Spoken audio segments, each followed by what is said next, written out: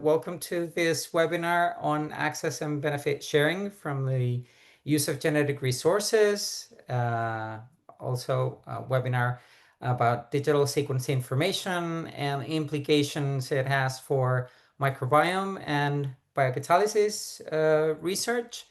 Some of you may have experience with these topics, some of you may not, and we will run a quick little poll soon. So please, if you can connect through Zoom out of the two channels that you have to connect, that would be amazing. So my name is Aurelio Hidalgo. I'm Associate Professor of Microbiology at the Autónoma University in Madrid, Group Leader at the Center of Molecular Biology, Severo Ochoa, and the Coordinator of EU-funded projects RadicalSet and BlueTools. And the latter project is a sibling to Project BlueRemediomics, of which we have a co-coordinator, Rob Finn, here, and several beneficiaries.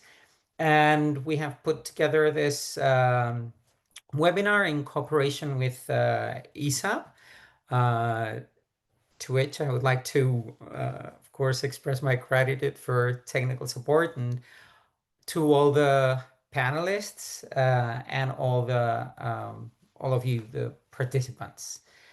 As you may know, it's been over 10 years of the entry into force of the Nagoya Protocol on access to genetic resources and the fair and equitable sharing of benefits arising from the utilization. So 10 years is a round number, and it is very fit to take a look back and see what has the interplay been between access and benefit sharing and research and innovation and policy. However, we all know that the future of life sciences is digital. Some of us remember the time when cloning a single gene constituted a full PhD thesis. And nowadays, you can sequence multitude of genomes with a device that you can hold in the palm of your hand. Or you can predict the structure and sequence of proteins, function of proteins with one click. So digital sequencing information is becoming more and more the object of our research. And machine learning is becoming more and more the instrument that we use to extract knowledge, then insight from digital sequencing information, and turn that into innovations and ultimately benefit. So this webinar has both these elements, a backward look and a forward look, with the aim of providing information around digital sequencing information and access and benefit sharing, but also a little bit of a forward look. So what is the paradigm going to be like when most of our resources are digital? As I mentioned before, we need to establish a baseline, or we would like to ask you 4 very quick questions. So Willie, if you can run the survey, please. So the first question is, what terms best describe your institution? So do you come from a public research organization, or private, or industrial stakeholder, NGO, government? We would like to know where you come from. Okay, so number 2, have you ever requested access to genetic resources? Number 3, if you have requested access to genetic resources, did you have any help or any assistance? And number 4, the forward look, do you use digital sequencing information in your professional activity? So most of our audience, this is also for the panelists, they come from public research organization, but we also have a fair number of industrial stakeholders.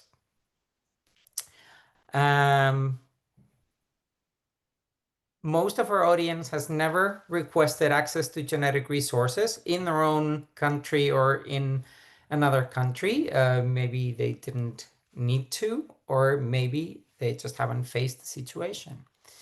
And then if they requested access to genetic resources, it seems that most of them did it independently, and the other half had, or sorry, 1/4 approximately, a little bit more, 30%, had help or some sort of assistance. Yes. And over half of our audience, 57%, if I do the quick math correctly, is using digital sequencing information. So I think they would be interested in the second two panelists. So, and we know this is our baseline. So before we begin, please leave your questions in the Q&A window, even while you're listening to the talks by our speakers, and we will try to answer them at the end of each presentation.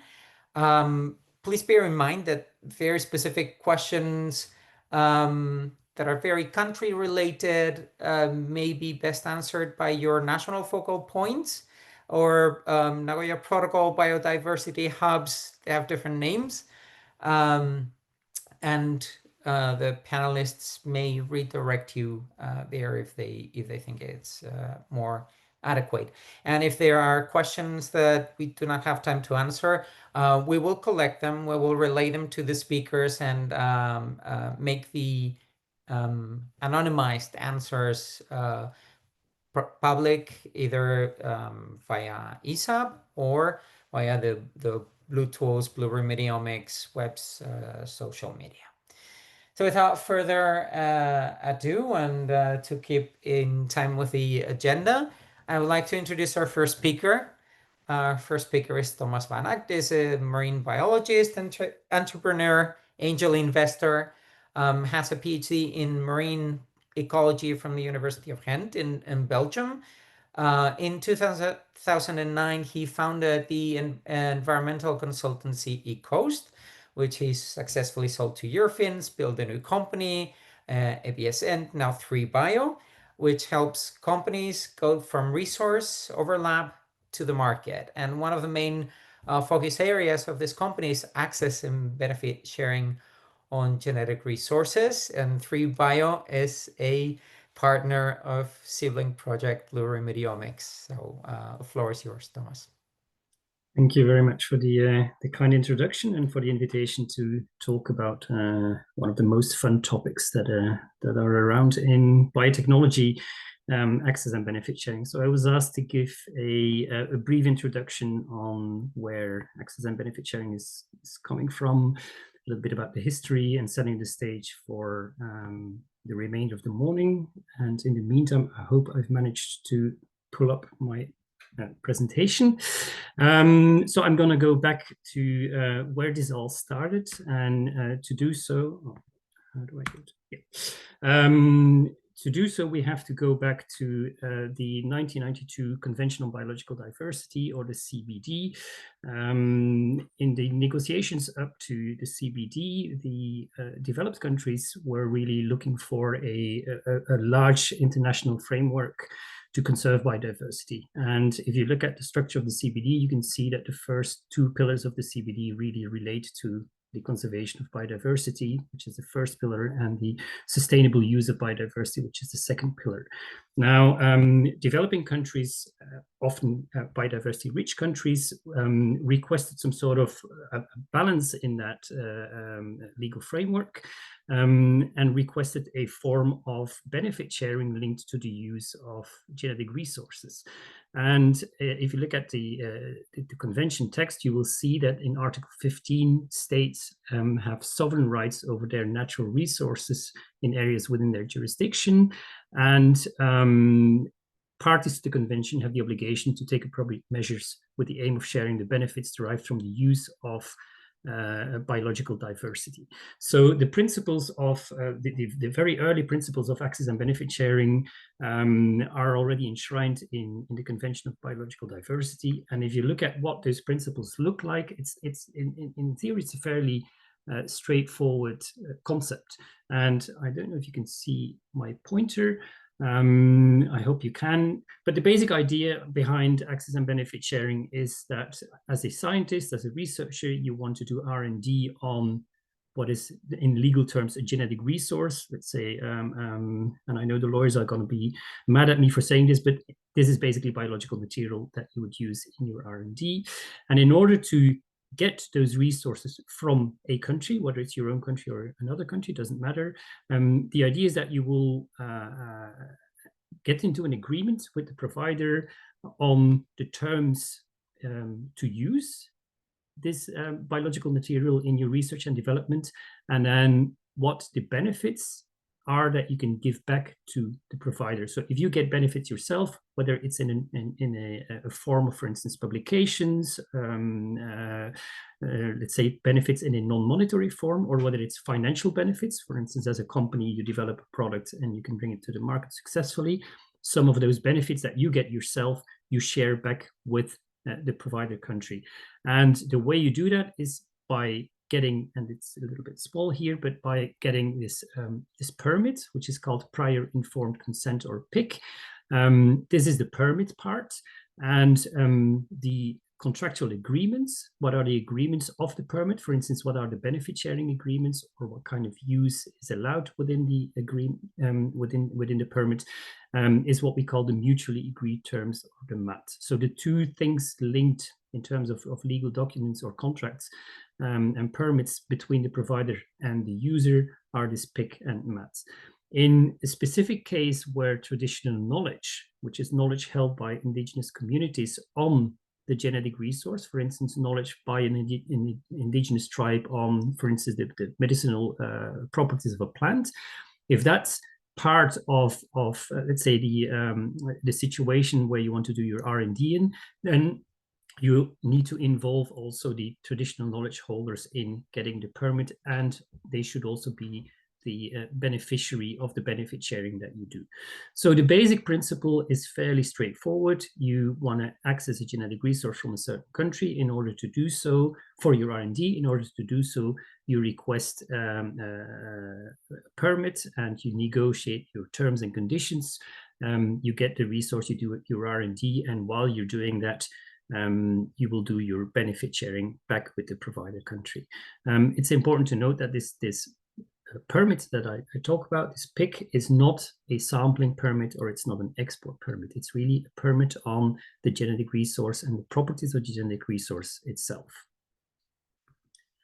Now, although that principle was already there in 1992 in the convention, it was clear that it didn't really translate into practice. And for a long time, countries started negotiating a supplementary protocol to the Convention on Biological Diversity to really bring this access and benefit sharing principle to a higher level. And this is where the Nagoya Protocol comes into play. And the Nagoya Protocol is basically refining the general principles on access and benefit sharing based upon a bilateral approach. And this is quite important for the rest of the day, the bilateral approach between a user and a country. So there are two parties involved in access and benefit sharing under the Nagoya Protocol.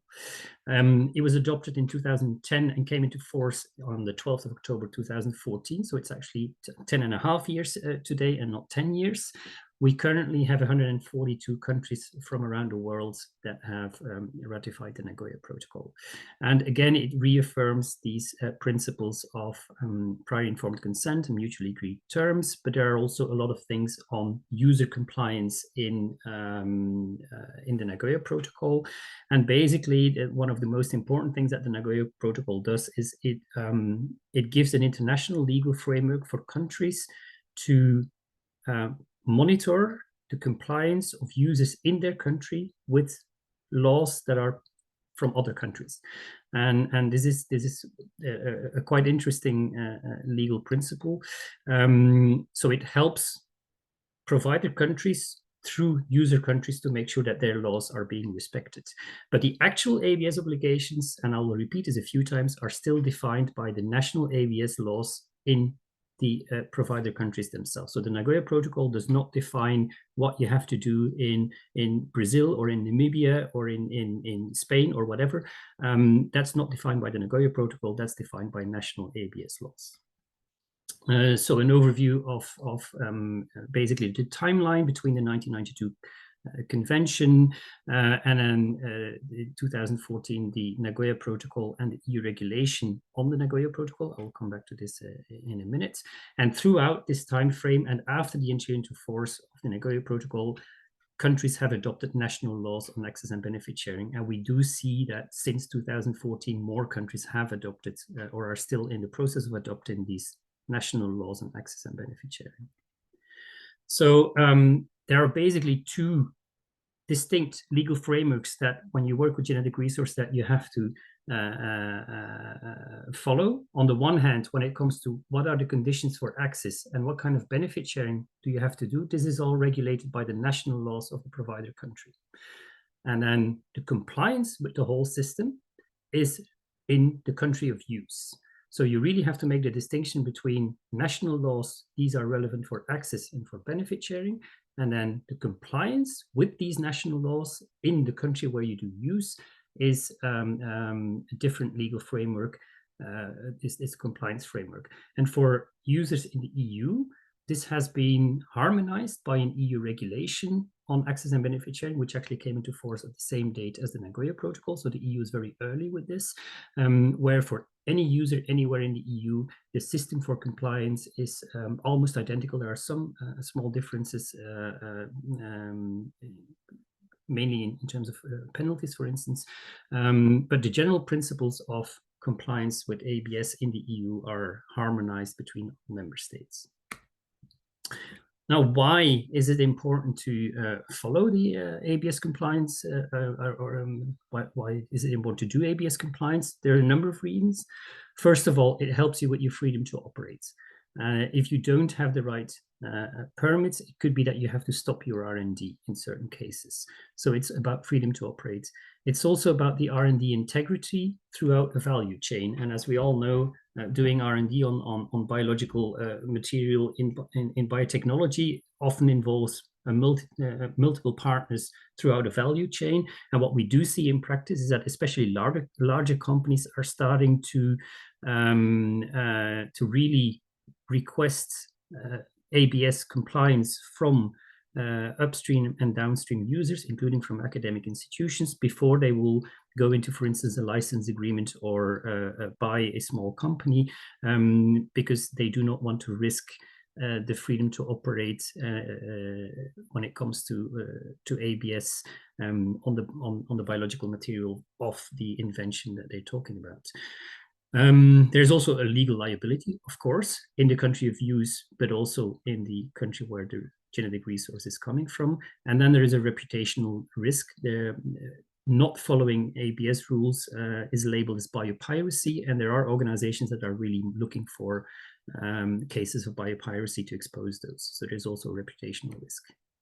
Now, when looking at the legal framework, you always have to look at the scope of the legal framework to see where it applies, and scope typically involves three different elements. There is a geographical element, there's a temporal element, and there's a material element.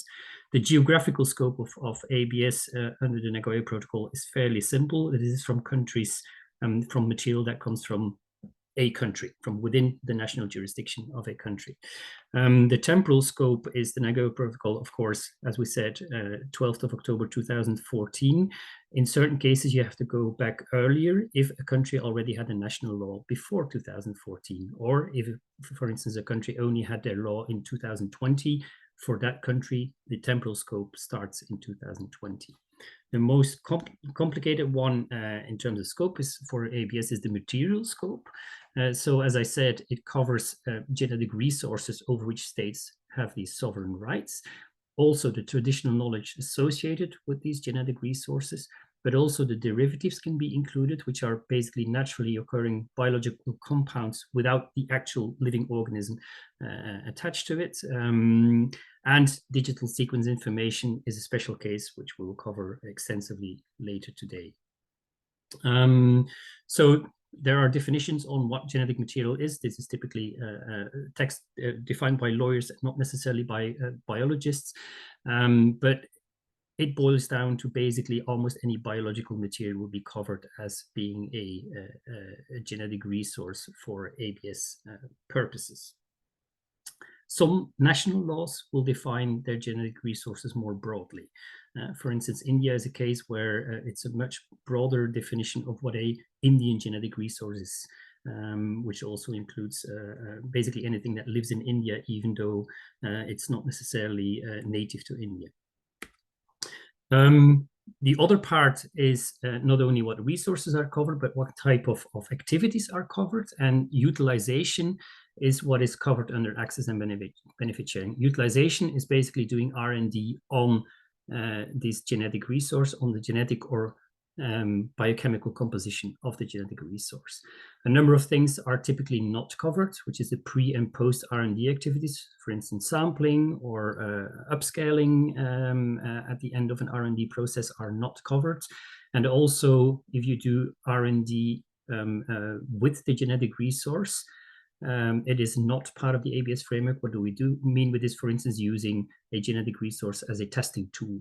To develop the tool, it will be covered by ABS, but to use the tool with the genetic resource is not covered by the legal framework. There are some other specific elements to utilization that are relevant, but I don't want to go into too much detail here. And again, certain national laws might define utilization more broadly. Some general observations then when it comes to these countries that have ABS laws is that you have an enormous diversity in what these laws look like. So some countries have much broader definitions than what was intended in the CBD and the Nagoya Protocol. And this poses this adds a lot of complexity for users when looking at, am I going to get my material from country A or from country B? Neighboring countries can have very different approaches to access and benefit sharing, which leads to a lack of legal certainty, and it's also not always clear on how to get the pick and mat, so your permit and your contracts. So really looking at the national law is important, but adds a lot of complexity. And also what we see in practice is that not every country, even though you do have to have a permit, has the legal capacity to help you to get that permit. So let's say that the lack of experience with certain authorities can be problematic in certain countries as well. And this is just from an observation in practice. And as I said before, the additional layer of ABS compliance in the country of use, again, not going to go into details, but the EU ABS regulation that I talked about harmonizes compliance in the EU, and it's a system that is basically an information management system with due diligence obligations and specific checkpoints where you upload information onto a platform, which is called Declare. And this way, it can be checked whether you indeed have all the right information on your material and on the ABS status of the material that you have. Now, looking at these ABS obligations again, and I know I'm repeating myself, but it's because it's really crucial. On the one hand, the national laws in the provider countries regulate access and the benefit sharing. Compliance is done in the country of use. So you have two sets of obligations. And how to do this in practice? Well, it really starts with defining which genetic resource you're going to use in your R&D. What is the country where it's coming from? You can check the ABS clearinghouse to see if there is a national law in that country. What is the competent national authority? This is the authority that is going to grant you the permit. If needed, you can use external resources. This is, for instance, something that we do as a company. The next step is then check if you indeed need, for instance, pick and mat before you can collect the material in situ. Important after you have these documents, and it can take a long time before you get a pick and mat. In certain cases, it can take more than a year to get a pick and mat, and sometimes you never get a reply.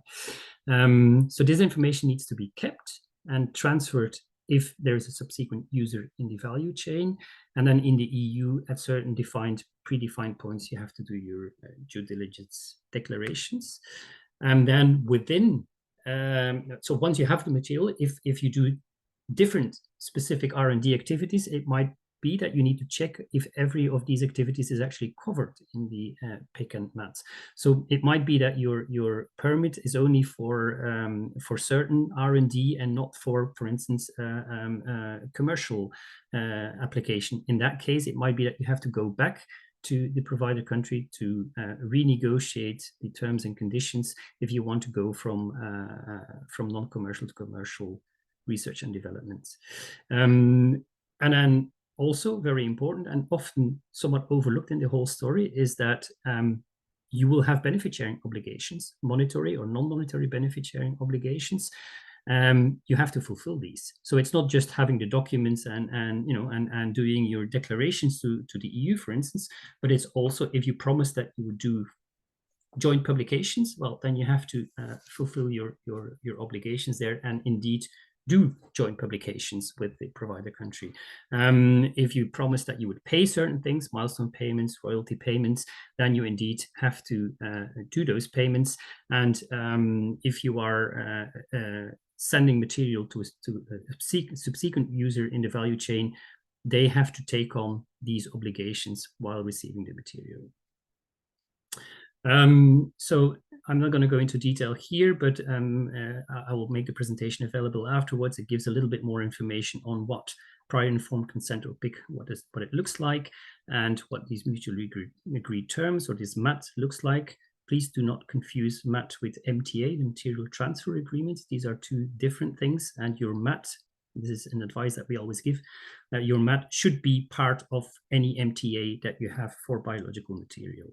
So you make your ABS documents part of the material transfer agreement.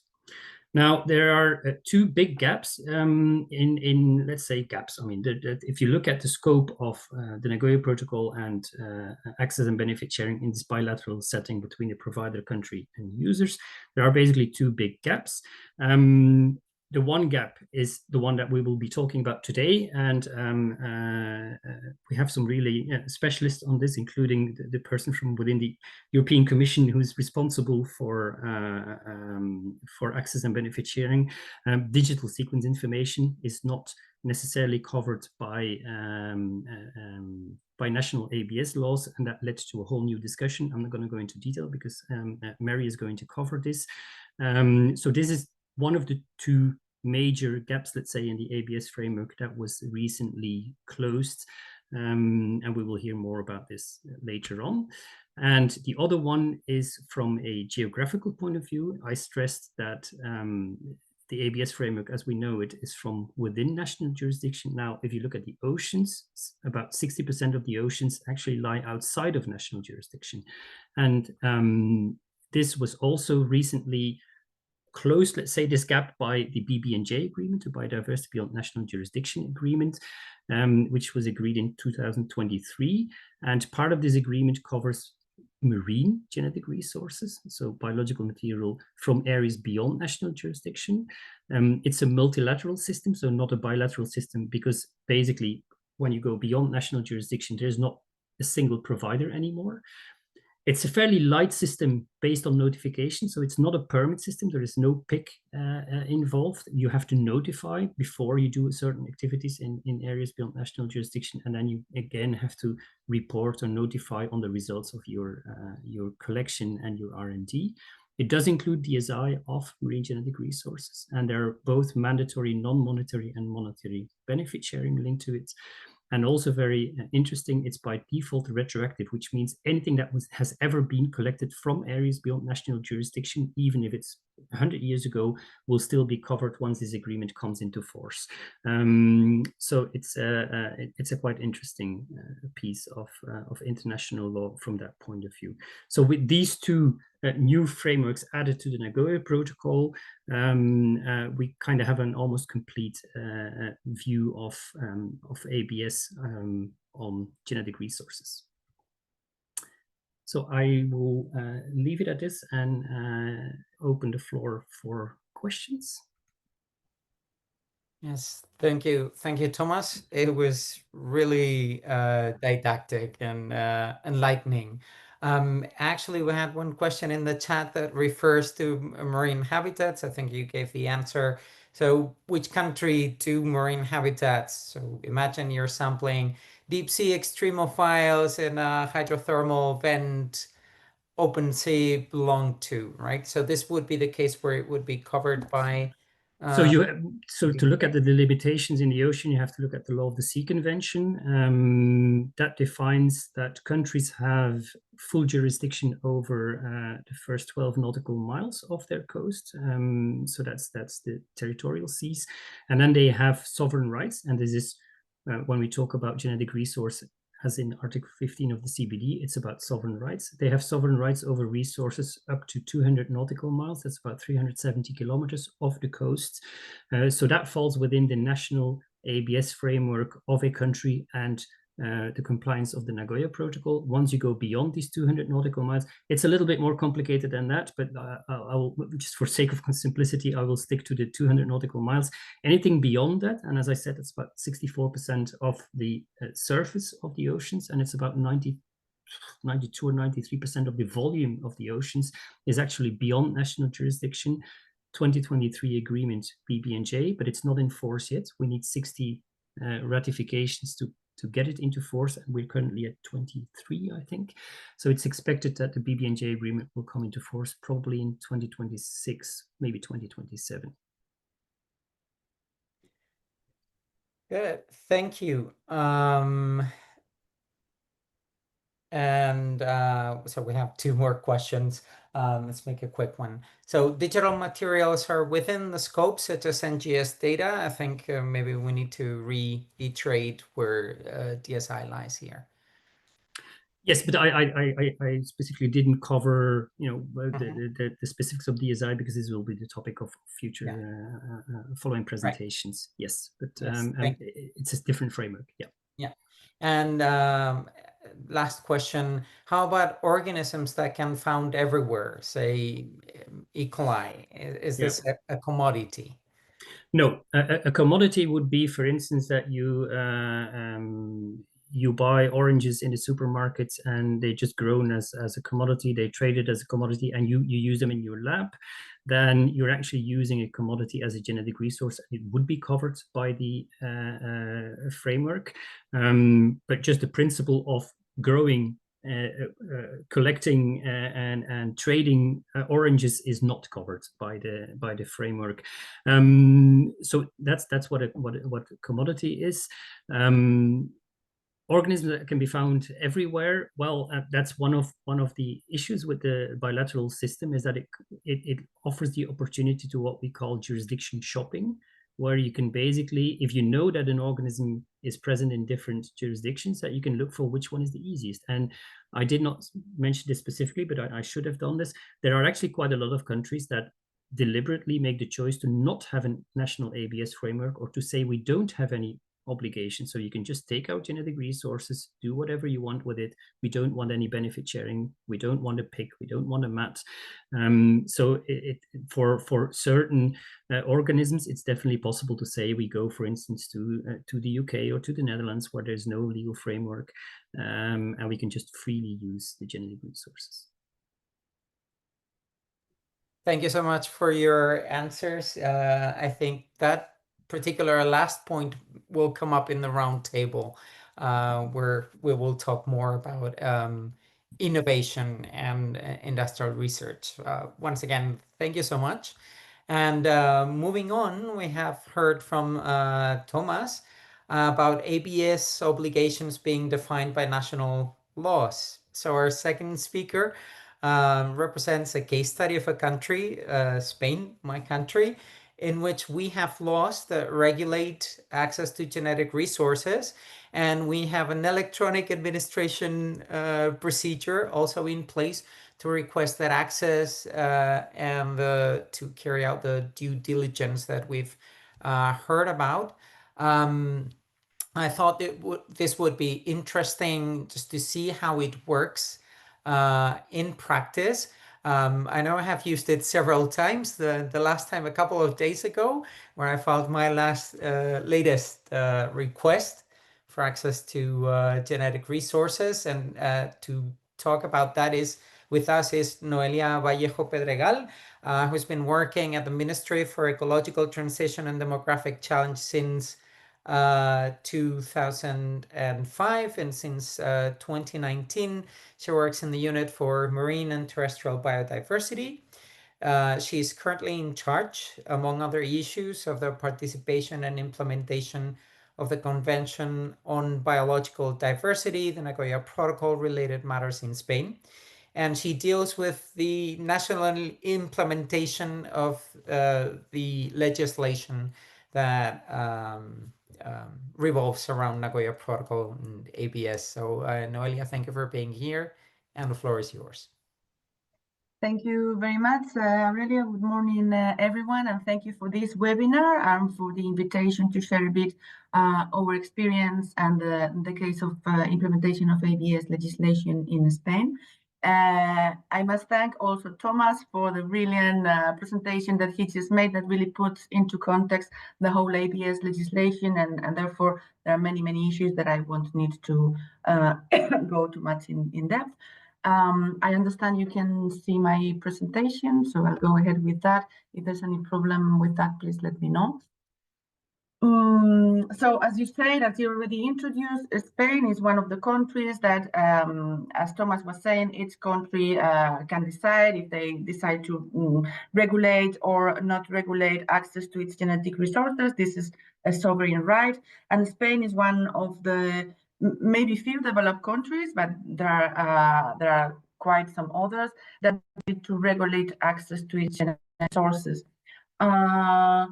The reason for that being that we understand, that legislators understood that Spain has host rich biodiversity, and they saw a value in this instrument, ABS legislation, as a way to first put biodiversity in value, recognize what it brings and what it provides in this particular case for research and development, and also to incentivize its conservation through this recognition, and also through ensuring some reinvestment of the benefits that are derived from its utilization. So with this in mind, Spain decided to, as I said, regulate access to its genetic resources from wild taxa. And this was introduced first in 2015 in an amendment of the basic law on conservation and of biodiversity and natural heritage. This is the law 2007 as amended. And then following this introduction in law, a specific royal decree was approved, specifying on the procedures, the scope, and the implementation of this legislation. I wanted here to highlight that also there is, further to that, another legislation came into law. This is Royal Decree 429/2020, the one that you can find here. This was adopted in 2020 by the Ministry, proposed by the Ministry of Agriculture, and this is to deal with access to cultivated plant genetic resources, or for any plant genetic resources that is to be used for agriculture or food production. So this is because these particular cases are excluded from Royal Decree 124/2017. So there are these two sets of legislations. Here you can find a small information on what covers each of them. But what I wanted to highlight is that an effort has been made between the two ministries to try and ensure that the procedures are as aligned as possible, and then the main principle and the scope are aligned. And there is also a good coordination among the two, so that whenever there is a question or a doubt whether a certain activity would go into one or the other, we make sure that both authorities are in contact with each other and help ensuring a clarification on any doubt. I would also like to highlight that, well, I'm working, as I already say, in the Ministry for Ecological Transition and Demographic Challenge.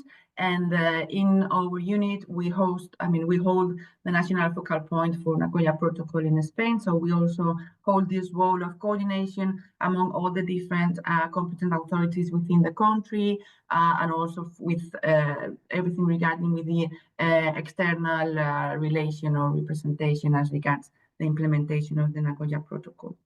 Maybe just another word on the general legislation. As I said, the decision to regulate access to Spanish wild genetic resources was adopted in 2015. And one of the elements that this legislation already sets is that any benefit that is to be received from this system needs to be used for biodiversity conservation and sustainable use. So this is in line with the objectives, of course, of the CBD and the Nagoya Protocol, that any benefits are reused or reinvested in biodiversity conservation itself.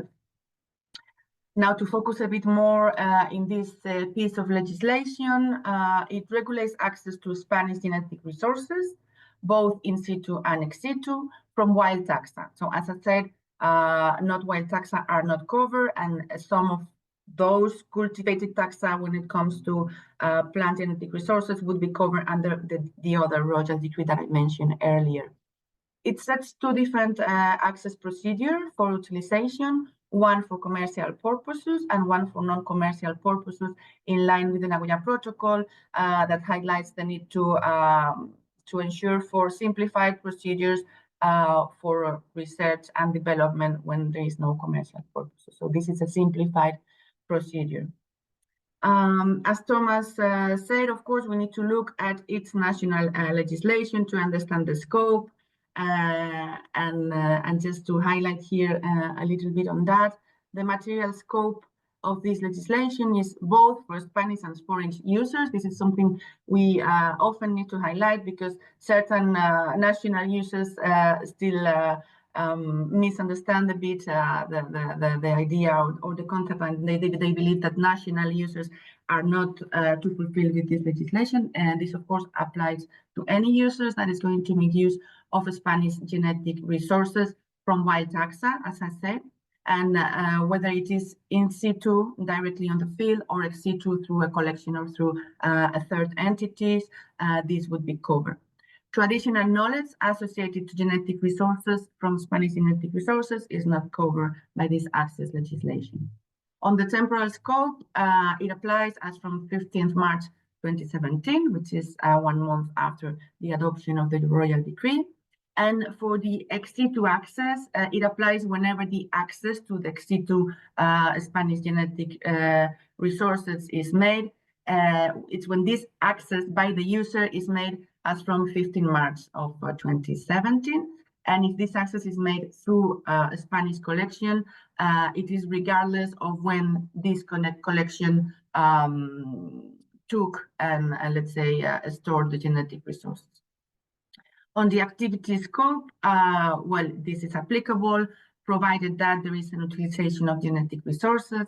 And on that, we use in the royal decree the definition by the CBD, which is also recognized by the EU legislation in the EU regulation that also Thomas mentioned earlier.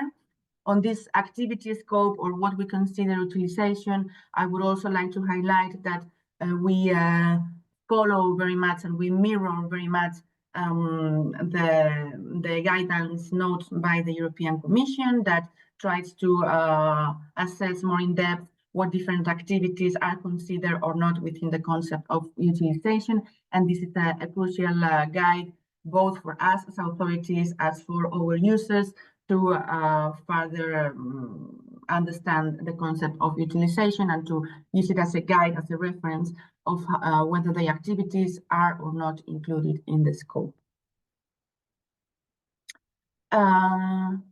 Also on the material scope, as I said, there are a number of exceptions. So those that are listed here, I already mentioned, plant genetic resources for food and agriculture are excluded, are covered by a different royal decree. fishing resources regulated under maritime fishing law are also excluded, animal genetic resources for food and agriculture. And then, well, some examples which might not be actually utilization. And then I would really like to highlight, because this might be very relevant, especially for our audience today, which, as we saw, it's coming mostly from public academia. Access exclusively for taxonomic purposes is excluded from this regulation and therefore does not require an authorization or pick and match. There is a definition of what these taxonomic purposes is considered. I don't need to read it out, but I just leave it here. And it's important to highlight that if these activities are accompanied by a further in-depth research about the properties and functionalities of these genetic resources, then it could go beyond taxonomic purposes. But if the purpose is only the identification, delimitation, and classification of living beings through different means, this would be excluded from the scope. This is one of the frequent cases that we need to carefully look at, and also users have doubts with. And this is, I believe, in our experience, on the one hand, due to the complexity of the ABS legislation as a whole. It's quite a technical matter, and we have this mix of technical and legal aspects that needs to be considered.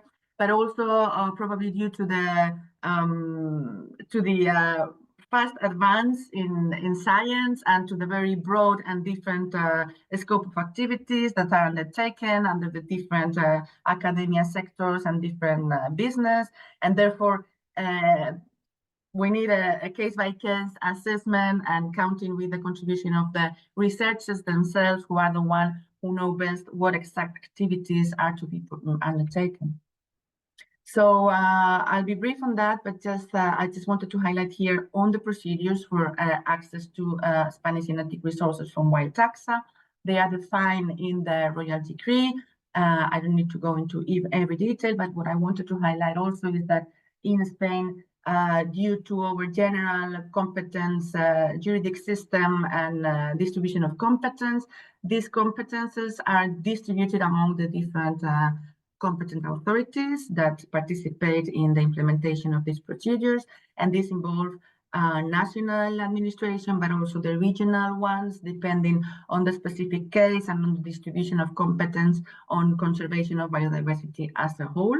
So this is a bit the scenario. The competent authority might be different depending on what type of genetic resource is going to be accessed. For instance, whether it's an endemic genetic resource that can only be found in a certain region, or whether it is a marine genetic resource that is under the marine scene under the national authority, and so on. So this needs to be carefully considered.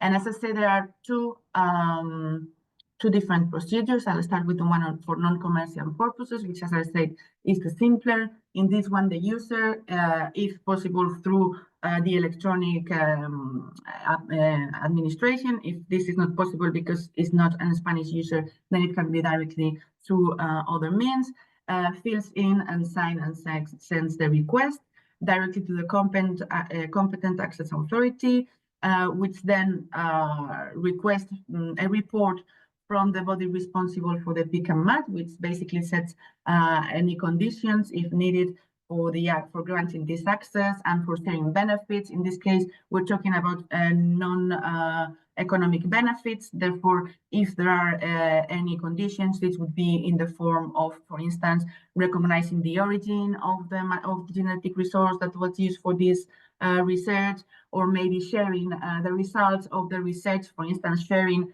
the publications or any conclusions of a project research with the competent authority, which is, in our view, a positive element both for the researchers, because we are actually asking them to spread their conclusions and share them with the administration.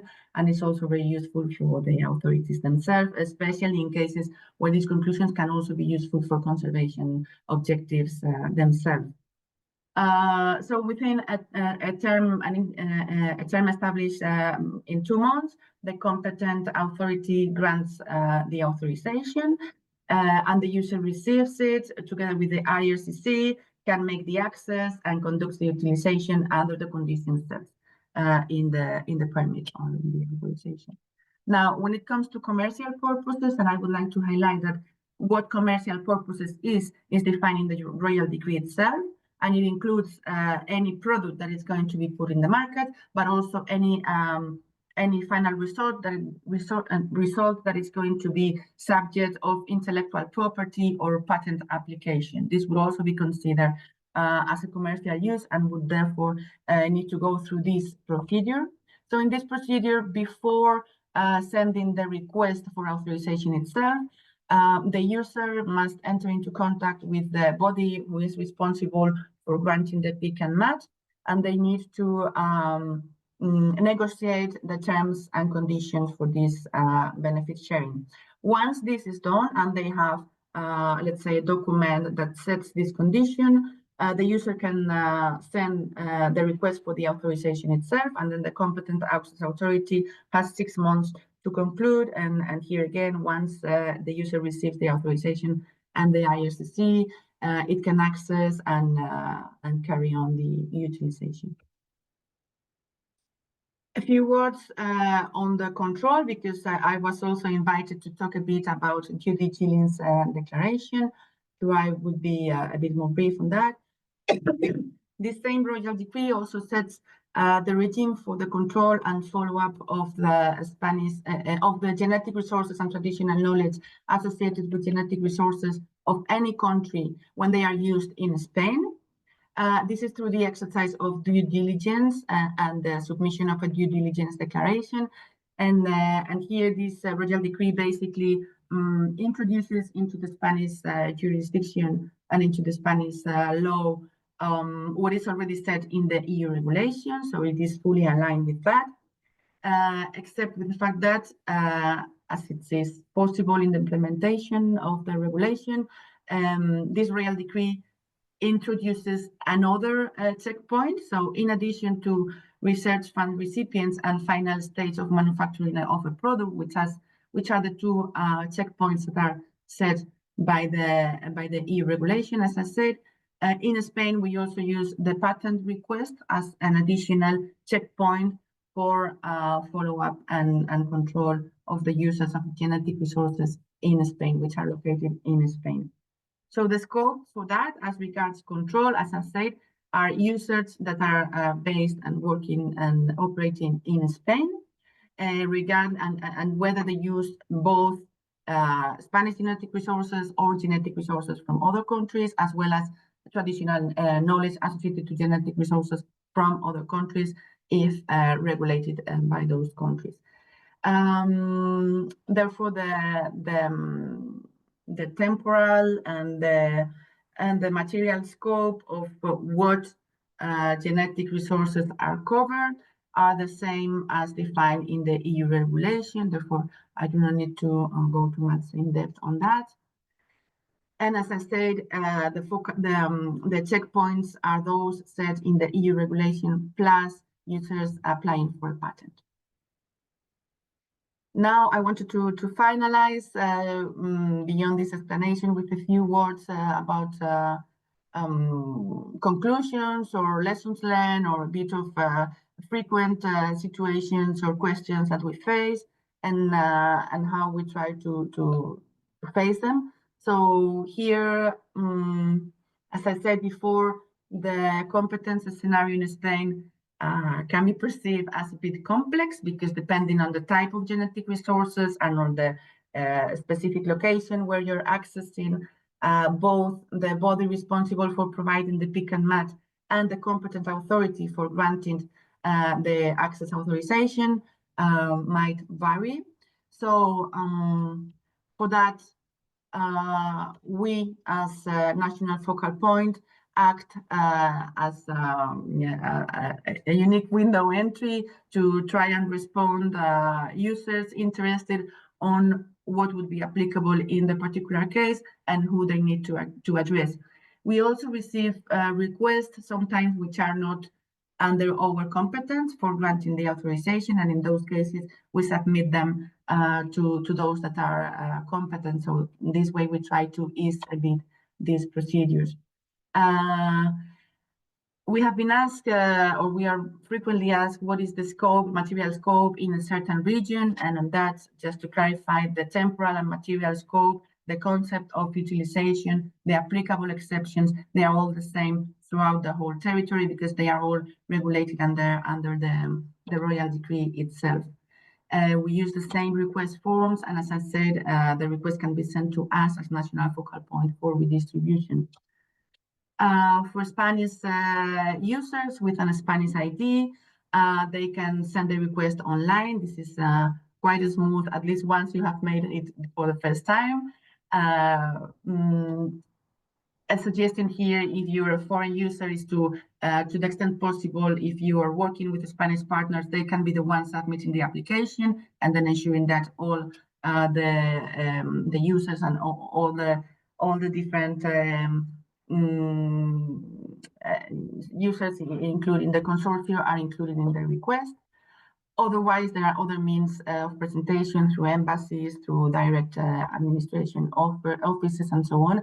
And in this case, we suggest that do advances to us by email so that we can start with its processing, and we don't need to wait for the embassy to send the request to the ministry. Then some tips on the procedure itself. I mean, it is a fact that sometimes the procedure requires many comes and goes and requests for clarification, and it's difficult for us as an administration to fully understand what activities are going to be undertaken, and we need to ask for clarification. And then, of course, maybe you are on a work trip, or we have some delays in responding, and this can delay the time expected. So we recommend very much, and we have some guidance for procedures in our web page to provide all the necessary information and in a focused way to really help us identify notably whether there is or not an utilization of genetic resources. So here I would like to leave you some references to our web page, where, as you will see, we have tried to make an effort to provide the most thorough and accurate information about both the international legislation, the EU regulation, but more particularly the Spanish access legislation. We have some FAQ questions, some access to the electronic procedure, and also, of course, a link to our mailbox where we receive questions for clarification, and we try to respond to all of them. So I think, well, as a maybe general final conclusions of this time of application, I would like to highlight that throughout these years, we have seen an evolution. The first years, this legislation, both the national and international, was very little knowledge and implemented. So in the first years, the effort has been put to spread knowledge among the academia and the business sector on this legislation and its implication. We have made many, as I said, publications, but also webinars like this one. And I would also like to thank academia itself, that has been very engaged in really trying to promote understanding and implementation of this legislation. We have seen an increased interest and commitment, both for science and businesses themselves, to understand this legislation and to comply with it. And as I say, we have seen a smooth evolution on the knowledge about this legislation and its implementation. To date, we have more than 260 IERCCs by Spain, so for access to Spanish genetic resources from wild taxa. And well, I think this was a bit the overview, and I remain available for questions or further follow-up later. Thank you very much. Thank you, Noelia. A very interesting view of how to turn something very complex into a straightforward procedure. And this is a complex question, right? With regions involved and use for taxonomy or not, and then access in situ, ex situ, really complex situation. So we have many questions. and I will try to select some for the interest of time. So one particularly interesting question is that the specific exclusion for taxonomy is really interesting. And is this replicated in, or do you know if this is replicated in other ABS legislation in other territories?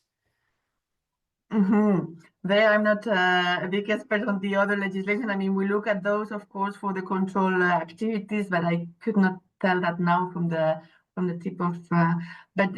Well, all in all, I do believe that this is quite also with a different specific definition. This is quite in line with the understanding of what is and what is not utilization under EU regulation. So at the end of the day, this just makes it more bluntly, maybe more clear, but I think it would be in line with the general understanding in the EU of what is and what is not utilization. Also, another question about the online system accessible to users outside of Spain. Apparently, well, you need to send everything through the embassy, consulate, official mail, but you said that you can also contact a focal point to streamline this process. How is it working for foreigners that want to use Spanish? So unfortunately, we have been looking for that, and this is an horizontal matter of the electronic administration. Currently, there is no way to do it without a Spanish electronic ID. We have tried, and we have contacted our experts on technology, and we found no way. We keep trying, but this is what we have now. So in those cases, first, if there is any cooperation with a Spanish user or Spanish entity, we just suggest go the easy way, ask the Spanish entity to request for the authorization and to make sure that everyone is included, and then you would all be covered by the same authorization. If this is not the case, of course, the formal procedure is to send it by the embassy, and it can take quite long. But in this mailbox that I showed you, you can send us an advance copy. We can even look into that and tell you if there is any need for a clarification and so on. And once it's full, you can send it to us signed through email, and we can make the registration already in our office. And while we wait for the embassy official entry, we can start with the procedure. So this is how we try to do this. Good. Thank you. If I may make a joke, bottom line, collaborate with a Spanish partner, because it's true that I include members of the consortium.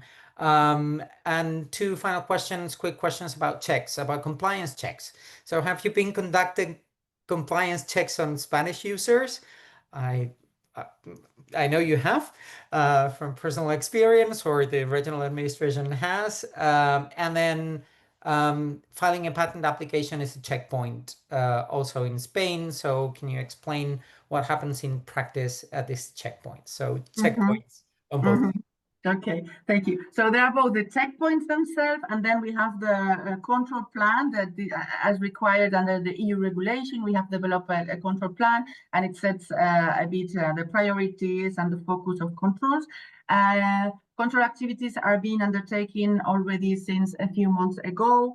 This is again distributed among different competent authorities. So it's mainly for the regions to control on the users that are located within their regions, except when it comes to national level entities, let's say the National Science Office or so on, which is for the ministry. So we have already made each of us the selection of the users, the priority for control, and there are several already attempts for that. These control checks are made basically on a request for documentation. So we are asking the user what genetic resources they work with, what is their origin, and whether they fulfill with the legislation. And this is, of course, let's say a midterm process where we need to fit together and see what is within the scope, what isn't, and the reasons for that, and all the explanations.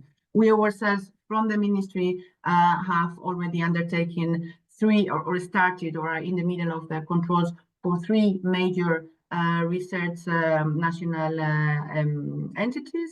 And as you said, Aurelio, the autonomous communities are also working on theirs. As for the patent controls, for that we work at that time, and we continue to work hand in hand with the Spanish Patent Office. And the legislation sets that, and specific procedures have been included so that when you are going to file a patent request or an intellectual property request, there is a specific field within the request to specify whether your application has to do with utilization of genetic resources, and if that is the case, to provide the IRCC number, to provide the due diligence declaration number. So to confirm that you have made the due diligence declaration, meaning that before that you should have obtained the access authorization. So this is how the control is set. Then the Office of Patents, very important in this legislation, it does not stop the requests for patent. So your request will go on, but we have this contact where the control authorities for ABS legislation would be informed whether if there is something that is not under the legislation. So this is an additional useful piece of legislation of information to ensure compliance. Thank you so much. We'll stop with the questions here, but there are remaining questions that if it's okay, I will relate to you, and we can make the answers available. Of course. Thank you.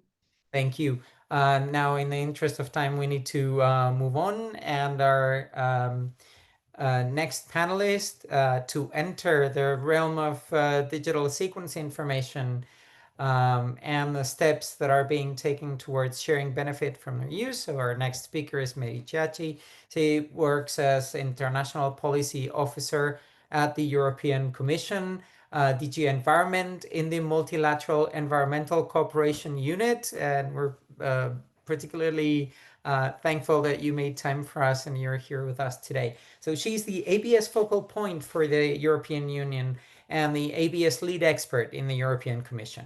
Her main tasks focus on the implementation of the Nagoya Protocol and the development of ABS policy and measures in the EU.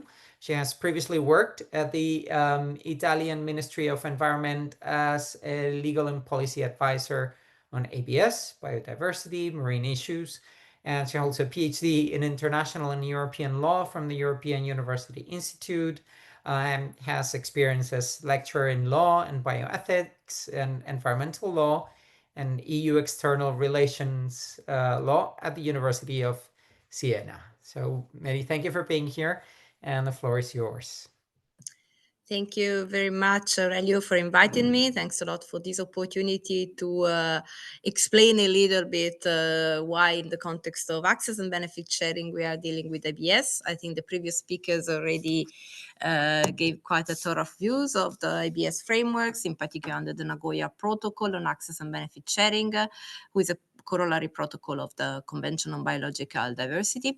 Maybe I have a presentation actually on the outcomes of the last COP, the last Conference of the Parties of the CBD, where we took the critical decision on digital sequence information. But maybe before showing that, I'd like to give a little bit of context on why in the end we're dealing with benefit sharing from digital sequence information in the context of this convention. Actually, the Nagoya Protocol was negotiated for almost 10 years. These were very long and tough negotiations. The final outcome was probably already at the time when it was adopted, maybe a little bit obsolete compared to the way science and technology worked. Already then, there was discussions on whether science doesn't go maybe faster than lawyers and then policymakers. And by the time the ABS frameworks would be set up, maybe there is no longer need to go and pick up for physical genetic resources to do research and development, or also basic research, but maybe there's just sequence informations that can be used, or even other forms. With the time, with the experience with implementations, we in fact realized that probably there was a gap in the ABS context, in particular under the Nagoya Protocol, where there was actually no discussions before on whether DSI, digital sequence information, should be part of the scope or not. Also, let me specify that not all parties to the Nagoya Protocol have the very same interpretation of the scope of the Nagoya Protocol and what should be included under their ABS legislations. As Thomas already said, first of it's quite good to keep in mind that regulating access to genetic resources under the protocol is a choice, it's an option, it's not an obligation, while monitoring compliance, meaning monitoring that the use of the genetic resources is done in respect of the legislation, of the existing and applicable legislations, is an obligation on all parties. And then if a party decides to have access legislations, we realize that there's a different interpretation of what should be in scope. So, for instance, some countries have a very broad scope and have also access legislations applicable to DSI, while others have a very non-narrow but more limited interpretation to what should be in scope or not. This is also based on practical reasons, on political reasons. There's different interest behind. I think it's a challenge, the fact that we don't have a very common or same interpretation for the scope of the Nagoya Protocol is to some extent a challenge for the implementation itself and of the protocol. The other challenge is definitely the fact that science and technology go fast, advance fast, and the architecture actually of the protocol may not necessarily fit for the new scientific context and research and development the way they work today. These type of discussions were at the very were lying at the very heart of the all discussions on digital sequence information when I remember it was COP in Cancun, in Mexico in 2016, when some parties, in particular Brazil, but also some African countries, apologies, started precisely to point out that DSI should also be in scope of ABS frameworks, because otherwise we have a loophole. There was no agreement at all on this for different reasons. On our side, we thought that actually DSI is more a product of a genetic resource because you need technology to extract the information related to the DNA. So it's an outcome of research and development already. So it's not genetic resource that you find in nature as such physical, so it's not in scope, it's not material. There was also considerations on the implications that would derive from implementing a bilateral approach to DSI. What would have happened if, imagine you have obtained every time a permission to download data that is already maybe in a public access domain or in open access databases. And this is actually often, most of the cases, a requirement for researchers to publish data in open access databases to be able also to publish, to go through the peer review and publish their articles. And in general is, of course, open access to data, a very a key element of research and development. In the EU, it's actually a cornerstone of our research. European Union research policy is a cornerstone of the Horizon program. So for us, accepting to have DSI in the context of Nagoya Protocol was creating more negative implications than positive. That said, we acknowledged finally in 2015, in a COP15 in 2022 in Montreal, in Canada, that we could share benefits from the use of digital sequence informations, because indeed we acknowledge that science has progressed and that a lot of DSI is used also in research and development.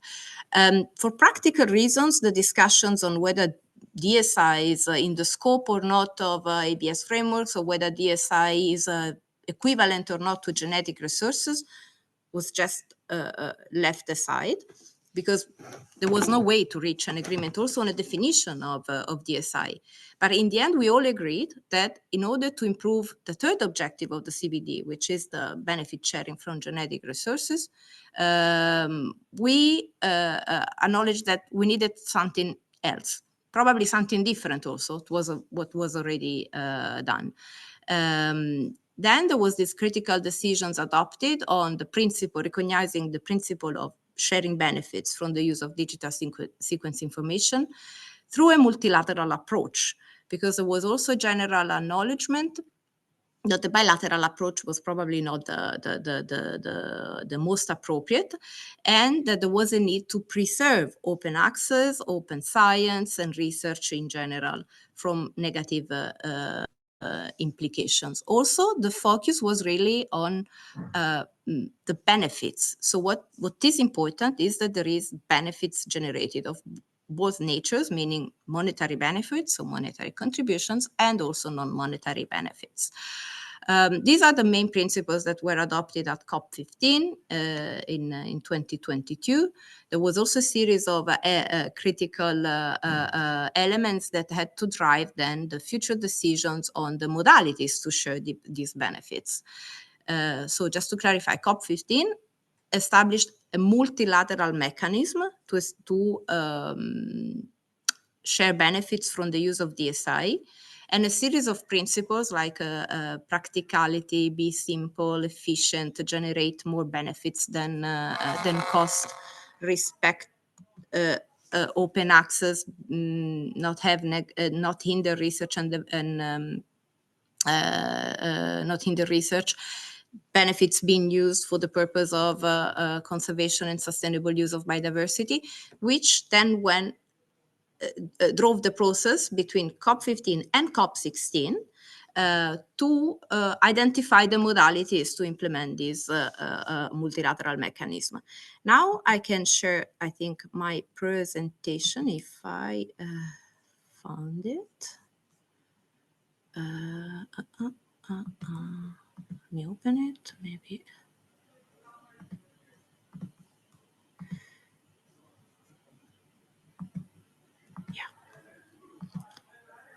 Can you see it?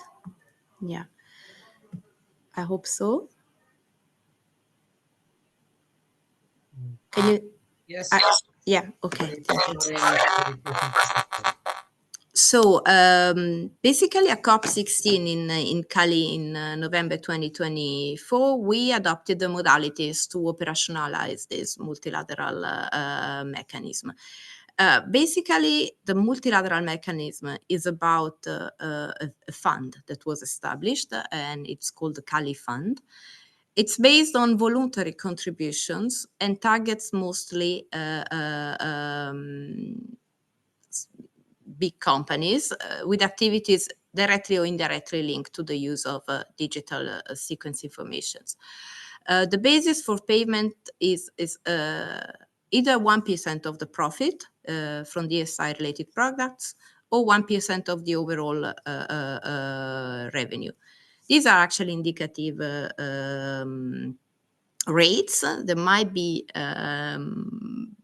changes in the future or adjustments, as we hear already from many companies that these rates are way too high or they do not match the reality, meaning that they would be too much for companies to pay.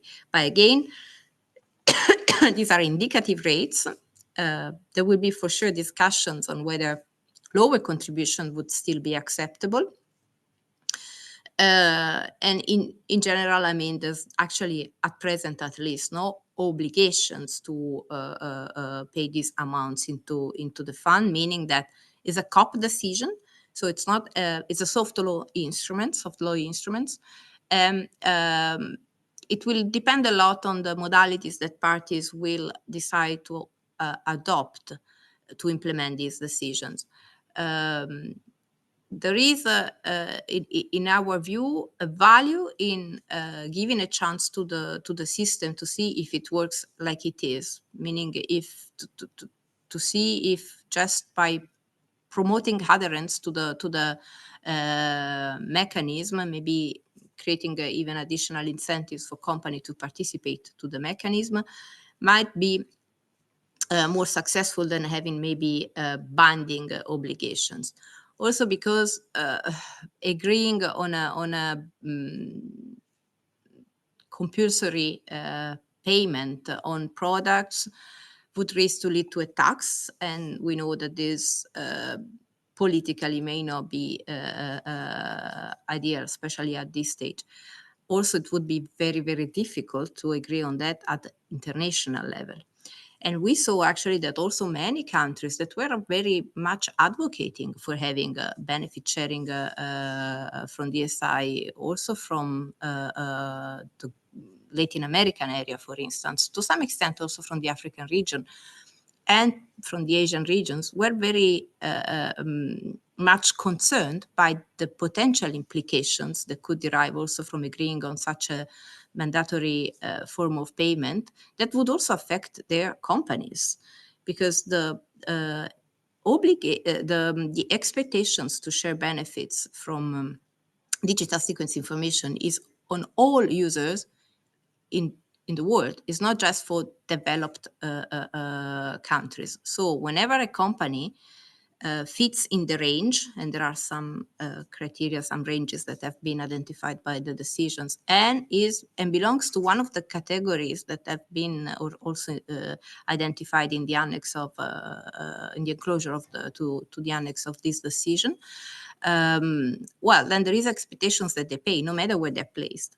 So there was a general favor for having a more of a flexible, broad, and voluntary mechanism to see how it works. Then, of course, the system will be subject to review, and things may change. But for now, I mean, we hope that we can go and win this bet. Maybe, let's see. So in terms of process between now and the next conference of the parties, what we normally call the intersessional international process, there will be several things happening, several steps. First was to set up the Cali Fund under the United Nations. This was done, and it was already announced by the CBD Secretariat in February, when, you know, the COP16 did not conclude in Cali. There were issues for adopting other decisions, namely on resource mobilizations. So there was a resumed sessions in February in Rome, where at that occasion, the CBD Secretariat announced also the launch of the Cali Fund. So the Cali Fund has been set up and is already operational and open for contributions by companies. Then there was also several notifications issued by the CBD Secretariat for parties, the governments, also for indigenous peoples and local communities, and all stakeholders interested in the subject, to submit their views on information on national, regional, and international standards and threshold for small, medium, and large entities, on possible additional modalities for the fair and equitable sharing of the use of digital sequence information, and also on possible tools and platforms such as databases to make digital sequence information available and accessible in a transparent and accountable manner. Why did we have this submission of views? Actually, the EU and its member states answered, replied, and submitted joint answers to the three notifications. They are available on the CBD website. Few stakeholders also submitted their views. And this is actually to further explore if there are elements of the mechanism that could be re-elaborated or rediscussed or improved, because there was actually no enough time to fully detail all the aspects of this mechanism. In particular, there was no time to discuss or agree on any common definition or understanding of small, medium, and large enterprises. And we know that this actually may be useful for companies to identify themselves, to know when they are expected to pay into the fund contribution.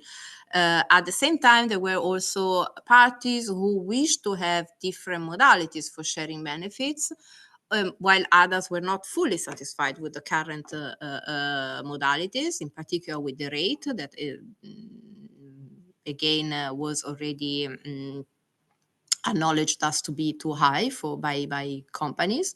So there was an opportunity for everybody to share view on this. And then the Secretariat will compile and summarize all these views, and at the same time also carry out studies that will help preparing the ground for discussions on these three aspects. On the third one, on the possible tools and platforms to make genetic resources available and accessible in a transparent and accountable manner, maybe it is interesting for you to know that the decision already has request for the databases, for the entities operating databases, to make efforts, to take actions actually to inform about the existence of the benefit sharing of ABS actually in general, and also of the multilateral mechanism to share benefits on digital sequence information, to actually make sure that there is to facilitate, to help to the users to be aware and comply with the necessary ABS legislations or requirements when they apply. But there was also strong request from some parties to have maybe a centralized database for digital sequence information, ideally under the aegis of the CBD Secretariat, that would make connections with the national platforms or with national legislations on ABS to ensure compliance. These proposals was very much challenged by almost the totality, I would say, of participants to COP, except of course those who were proposing this. And this was actually proposed by Egypt, who was proposing this on behalf of the African group. The underlying reason for proposing this was mainly to avoid that there is some form of some attempt to bypass national legislations or not to comply with national requirements when they apply, because there is actually the multilateral mechanism. Even if we understand the concern, we were not sure at all that this platform would be necessary, and at the same time that would also have any added value. And the CBD Secretariat also acknowledged that they were not be able to run such a platform. Nevertheless, we left the possibility open to further discuss any possible modalities to make sure that actually access to the DSI is done in an accountable manner, transparent and accessible manner. We believe from our side, at least, that the fair and care principles that, I mean, almost most databases in the EU adopt, and also open access as such, already ensure access to DSI in a transparent and accountable manner. But I mean, we will see what the view will, the compilation of view will propose, and what the studies also will conclude, and what the discussions will be in the future. So, okay, these were the table summarizing the deadline for the submissions, and also for the nominations for the steering committee and the ad hoc group on allocation methodology, who will discuss basically the management of the Cali Fund and the distributions of the funding. There was actually no possibility, not enough time to agree on a final formula for the distributions of the benefits from the fund. This will be discussed by this ATEC in the future, but there are already some criteria spelled out in the decisions. So what DSI is in scope? Well, DSI that is made publicly available in compliance with national legislations where applicable, that is not subject to mutually agreed terms, established at the time of access to the genetic resources from which the digital sequence information is derived, unless those terms allow for the making of the digital information on genetic resources freely available, and for which the fair and equitable sharing of benefits from the use of DSI is not provided for under other instruments and other international instruments on access and benefit sharing, unless the multilateral mechanism is chosen for that purpose. So in sum, basically it's all DSI that is made publicly available in open access in public databases in line with the national legislations, meaning that if you go to access physical genetic resources in a country that has ABS legislations, and there are maybe conditions in the legislations that says that, I mean, you cannot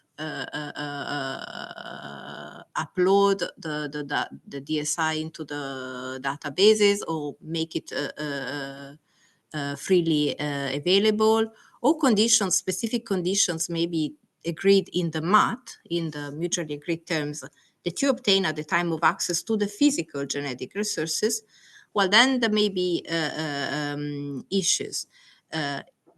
In principles, we expect that the DSI in public access databases is made available in line with the applicable access legislations to the physical genetic resource.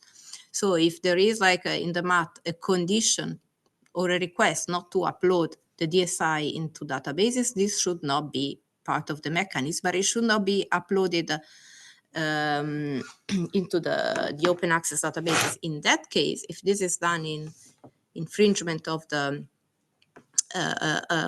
national rules on the genetic resource, well, then, I mean, the competent authorities may sue the subject who uploaded without permit or not in line with the conditions of the MAT, the DSI into the database.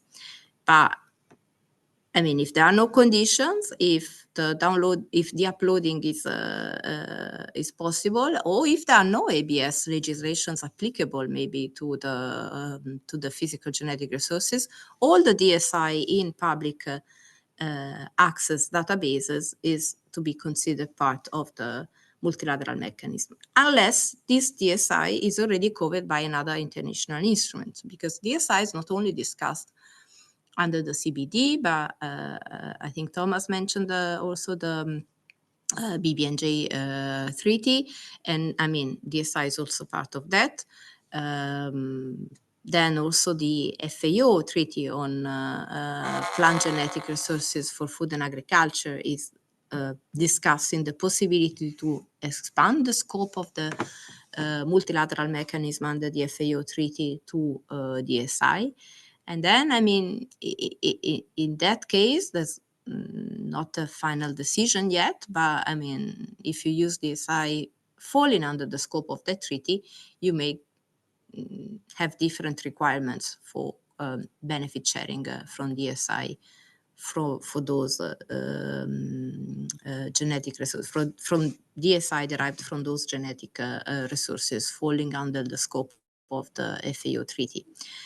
For now, we only have, I mean, BBNJ treaty, who is clear that there's a benefit sharing obligation on DSI from marine genetic resources collected beyond areas of national jurisdictions, and the multilateral mechanism under the CBD. It's not impossible that the very same mechanism under is used for different instruments. For instance, since we have already established the Cali Fund, this could be open also to contributions from users of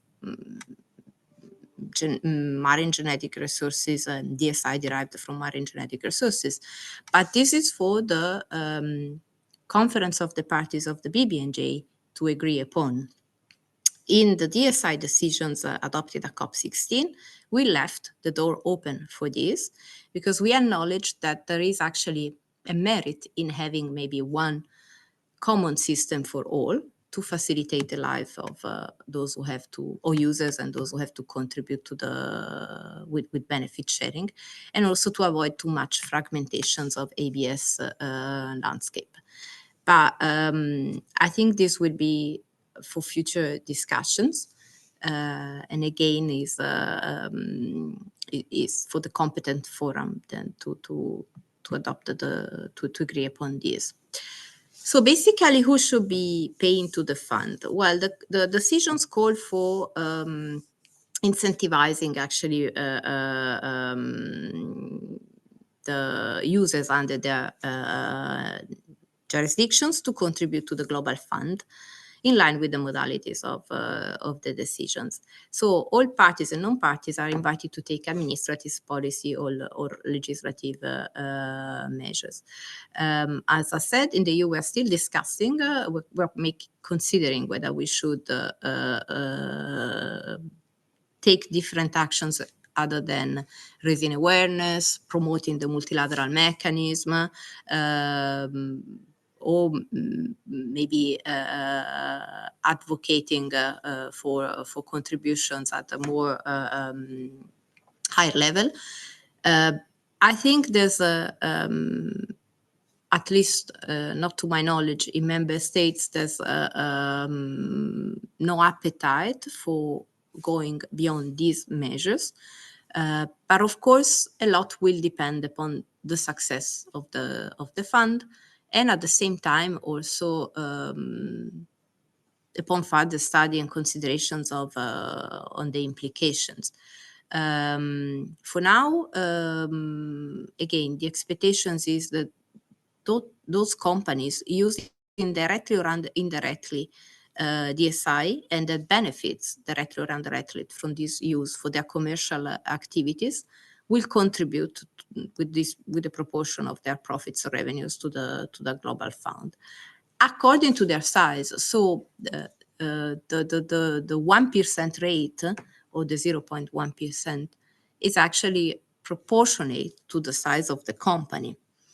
The size is actually determined by some thresholds that you can see there in the slide, but may also be changed in future depending on the outcomes of the intersessional process and the discussions that we will have at COP17 in a year, more or less.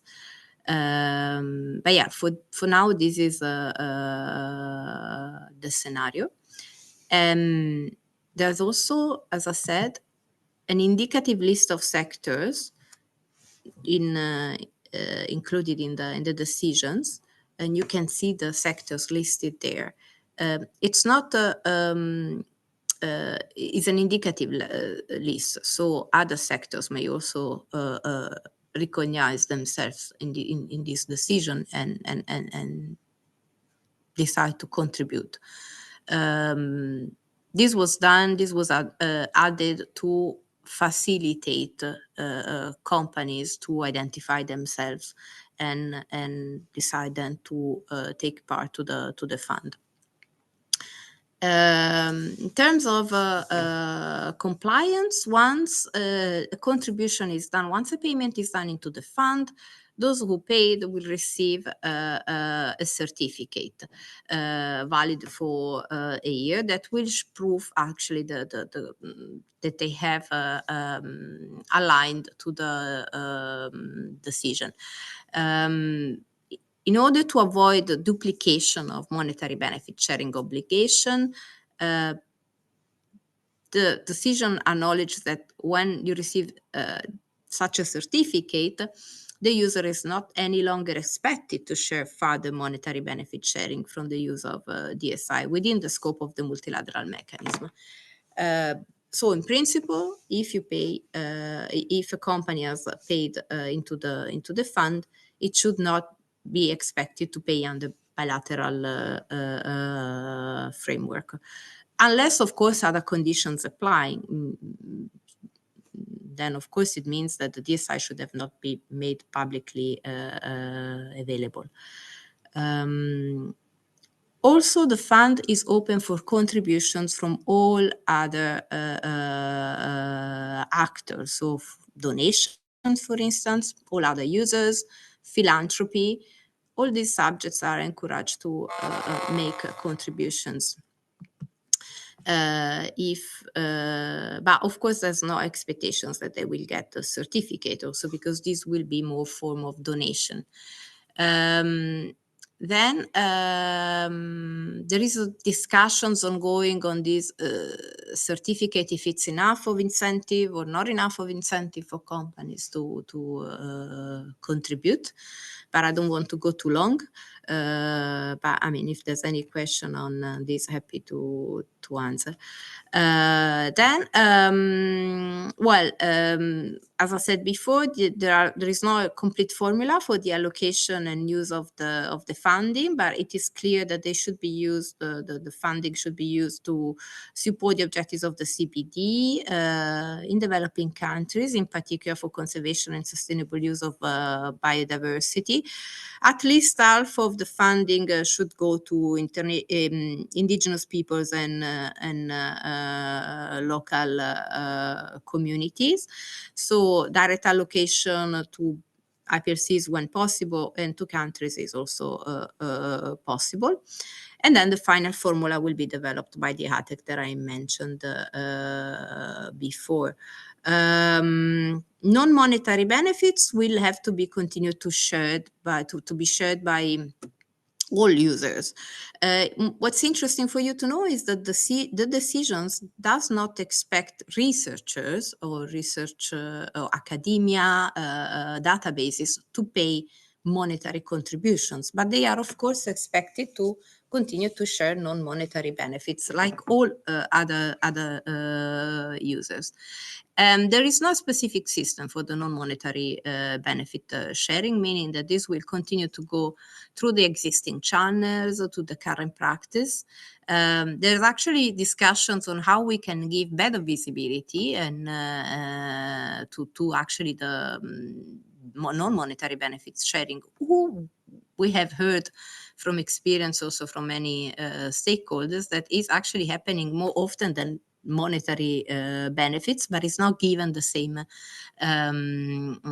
value, is not valorized enough, and it is not also given enough visibility.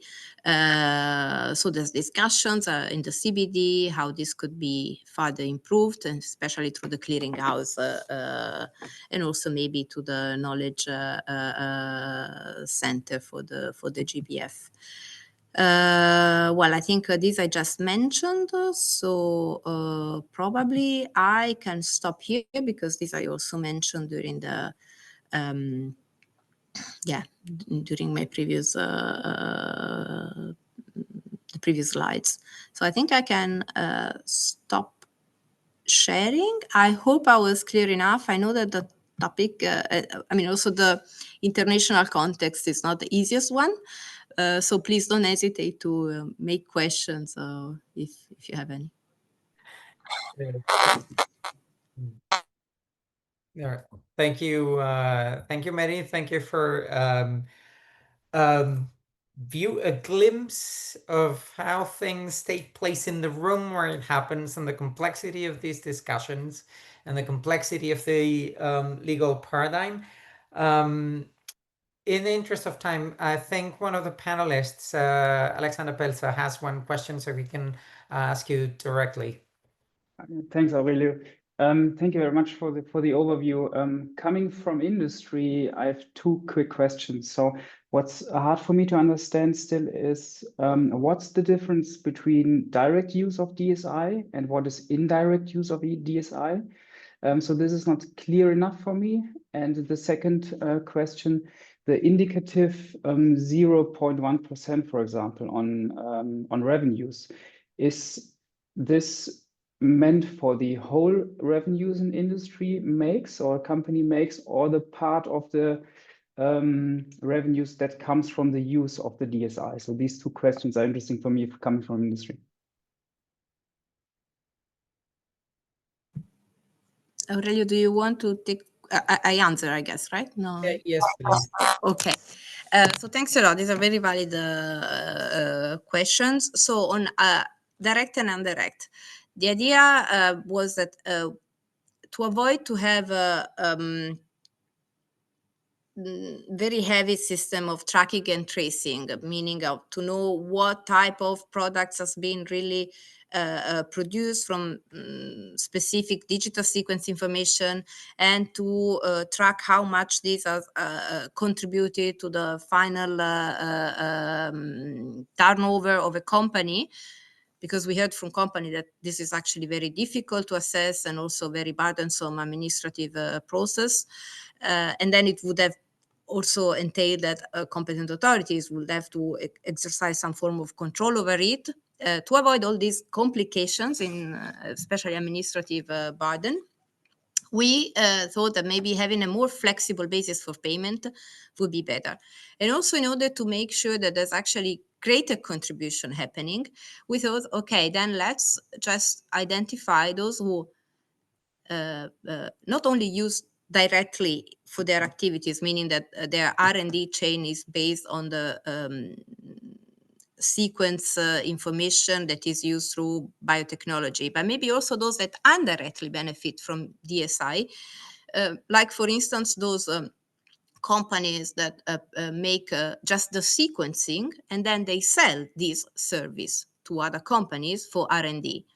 Those companies that are just doing sequencing, then they don't go ahead and they don't do what we would call, for instance, under the terms of the ABS regulation, utilizations. They just do the sequences, but then the utilizations takes place at the next stage.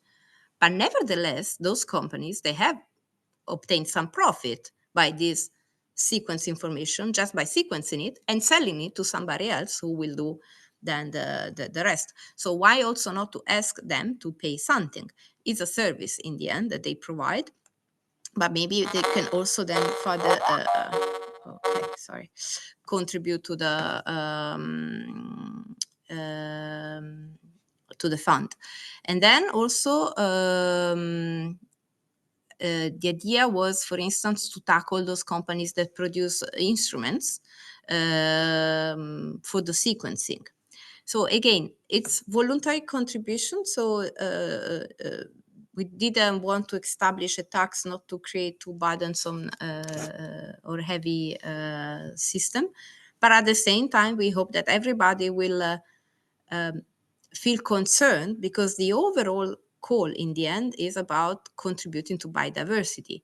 So if then the 1% may be rediscussed, but again, this is proportionate. So now on the fact that whether there's a possibility or not to identify like the part of the overall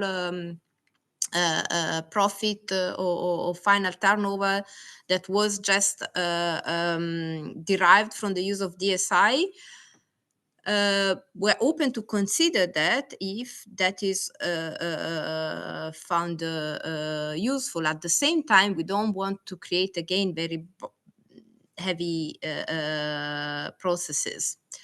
But I expect to have more discussions on this in the future. In the submission of views, we signaled that.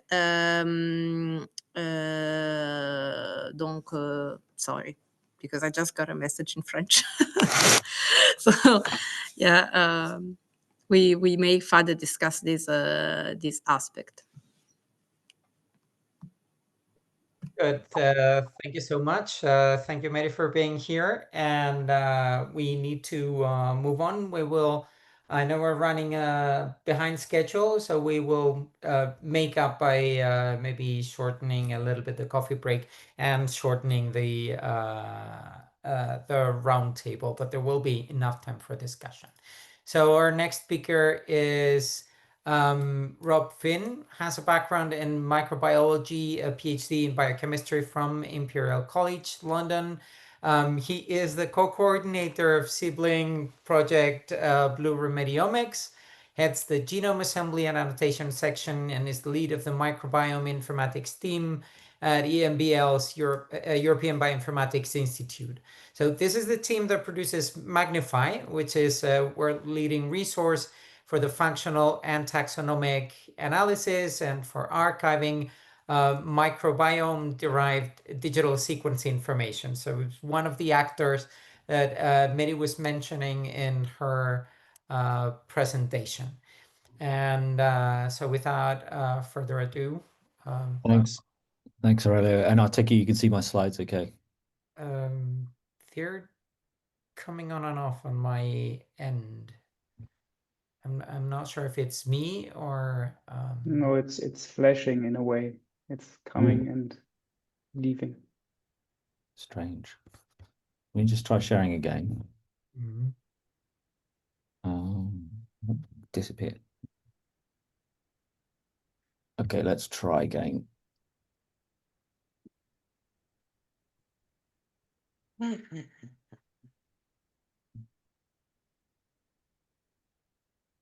Is that working now? yes, it is. Good. Okay, must have been a strange share.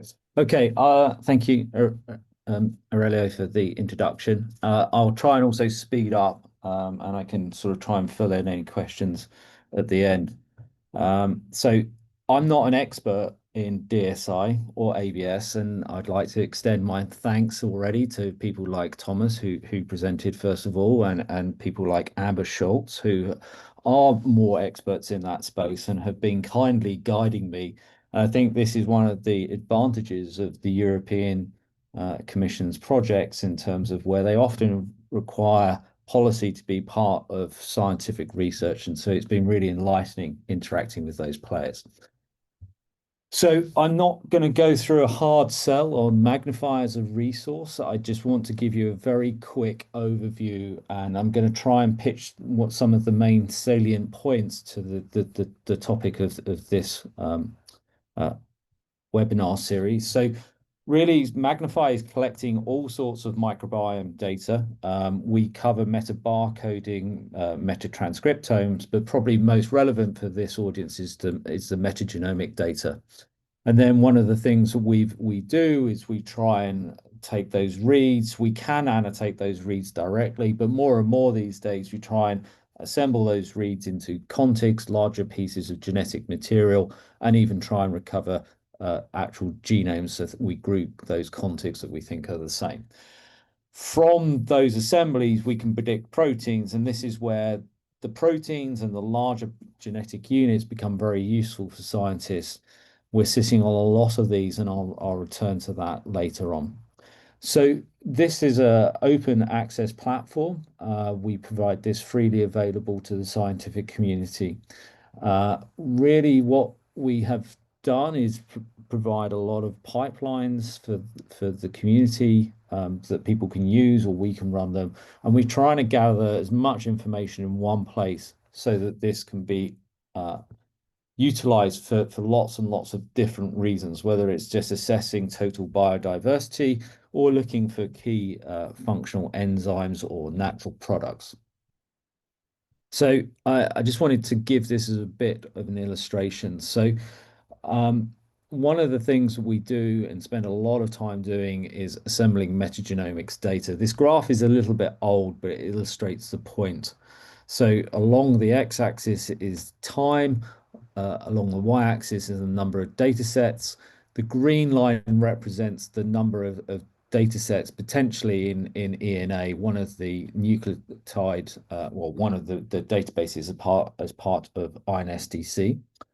And then underneath that, there are a number of different lines. The blue line represents the number of assembled metagenomic data sets, so that fraction of green that is actually associated with an assembly.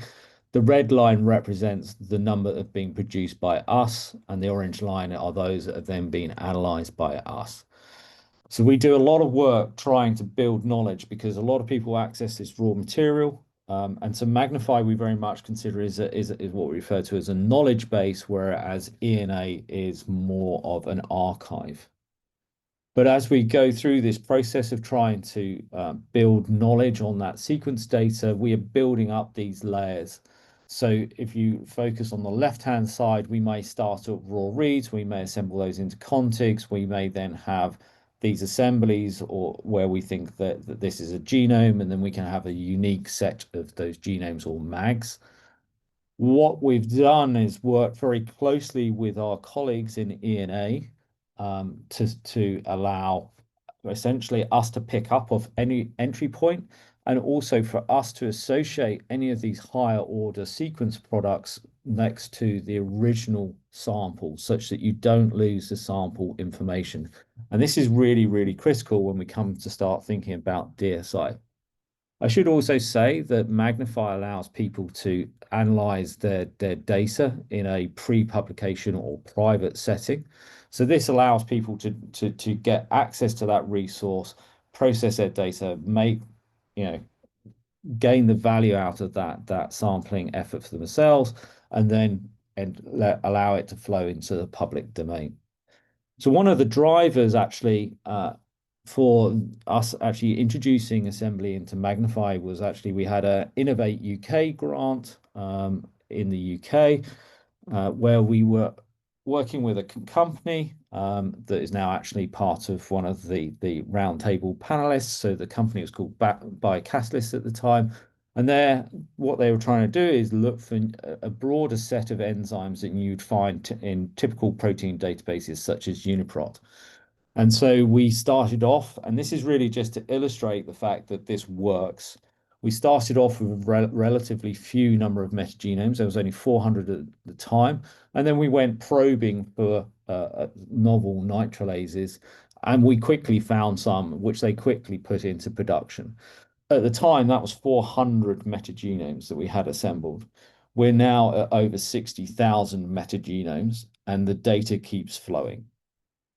So we have this protein database that is really capturing some of the huge volumes of diversity. And I just want to give you some pointers here in terms of how data is used and how it's flowing through the ecosystem. So we start off with all of our proteins, the 2.4 billion. There's actually far more of that because we see the same protein over and over again. So we remove the initial redundancy. We then cluster these into sets about 90% identity. We then can annotate those with some level of function where we can annotate maybe half of those with some kind of function. This data is being used in all different areas that I can think of. So first of all, many of you have probably heard about AlphaFold, the ability to predict protein structures. There's another tool called ESM Fold that also allows you to fold structures. Magnify is part of the underlying database of AlphaFold, and it did make a bit of a difference to the predictive power. So that's one area, and these structures are being used all over the place now. And so you're not directly using the sequence information because you may have a sequence of your own, but it's using underlying the sequence information, although you don't directly see it. I'll come on to novel enzyme discovery in a second. I've already touched upon it, but there are other things because we've got these annotations sitting on these larger contigs, we can identify biosynthetic gene clusters that then can give rise to natural products, which are of value, and we can just use those for general annotation. So returning to the novel enzyme discovery, we're doing this in BlueRemediomics, the project that I co-coordinate. So one of the examples is looking for novel plastic degrading enzymes. And what we can do is go into that metagenomics database and essentially assess nature's protein engineering. So here we have in the ARC a phylogenetic tree of the sequences. The well-known PETase is shown in gray, and that's actually known to be a plastic degrader. Plastic is a relatively new substrate. And so what we're looking for is broad spectrum hydrolases. So we can go close in that space, the known functions. And then we've picked out individual sequences that is shown by these MGY and then a number. And then we can look at those sequences and then start identifying potentially tunable residues in the structures of those sequences that may make them better. We can also take those sequences once we think we've got some activity and then it naturally evolve those. So you use a low fidelity PCR, so you're going to then evolve to gather new enzymes. We've done this. I'm not going to spend very long on this slide. We have CL5, which is our candidate and has been evolved away from any natural sequence. But we see strong similarities. We can start seeing structure-function relationships as to why that may be a better PETase. So on to the key topic of this presentation is DSI and what does it mean for databases. And so I've got a list of bullet points of how I've interpreted the DSI and the multilateral benefit sharing mechanisms, and I wanted to go through and show you how we can address each one of these items. So the first thing is that we need to inform users of the database of the multilateral sharing mechanism. I think that's fairly straightforward to do in terms of modification of the terms of use that we have associated with all of the resources at EBI. The one thing there, though, is that there is a major conflict with our effort to put all our databases under a CC0 license, where that Creative Commons license places no conditions on the use of the work, including attribution or commercial. So this immediately puts us in direct conflict to something we've been trying to adhere to in terms of giving complete transparency over the open access nature of our resources.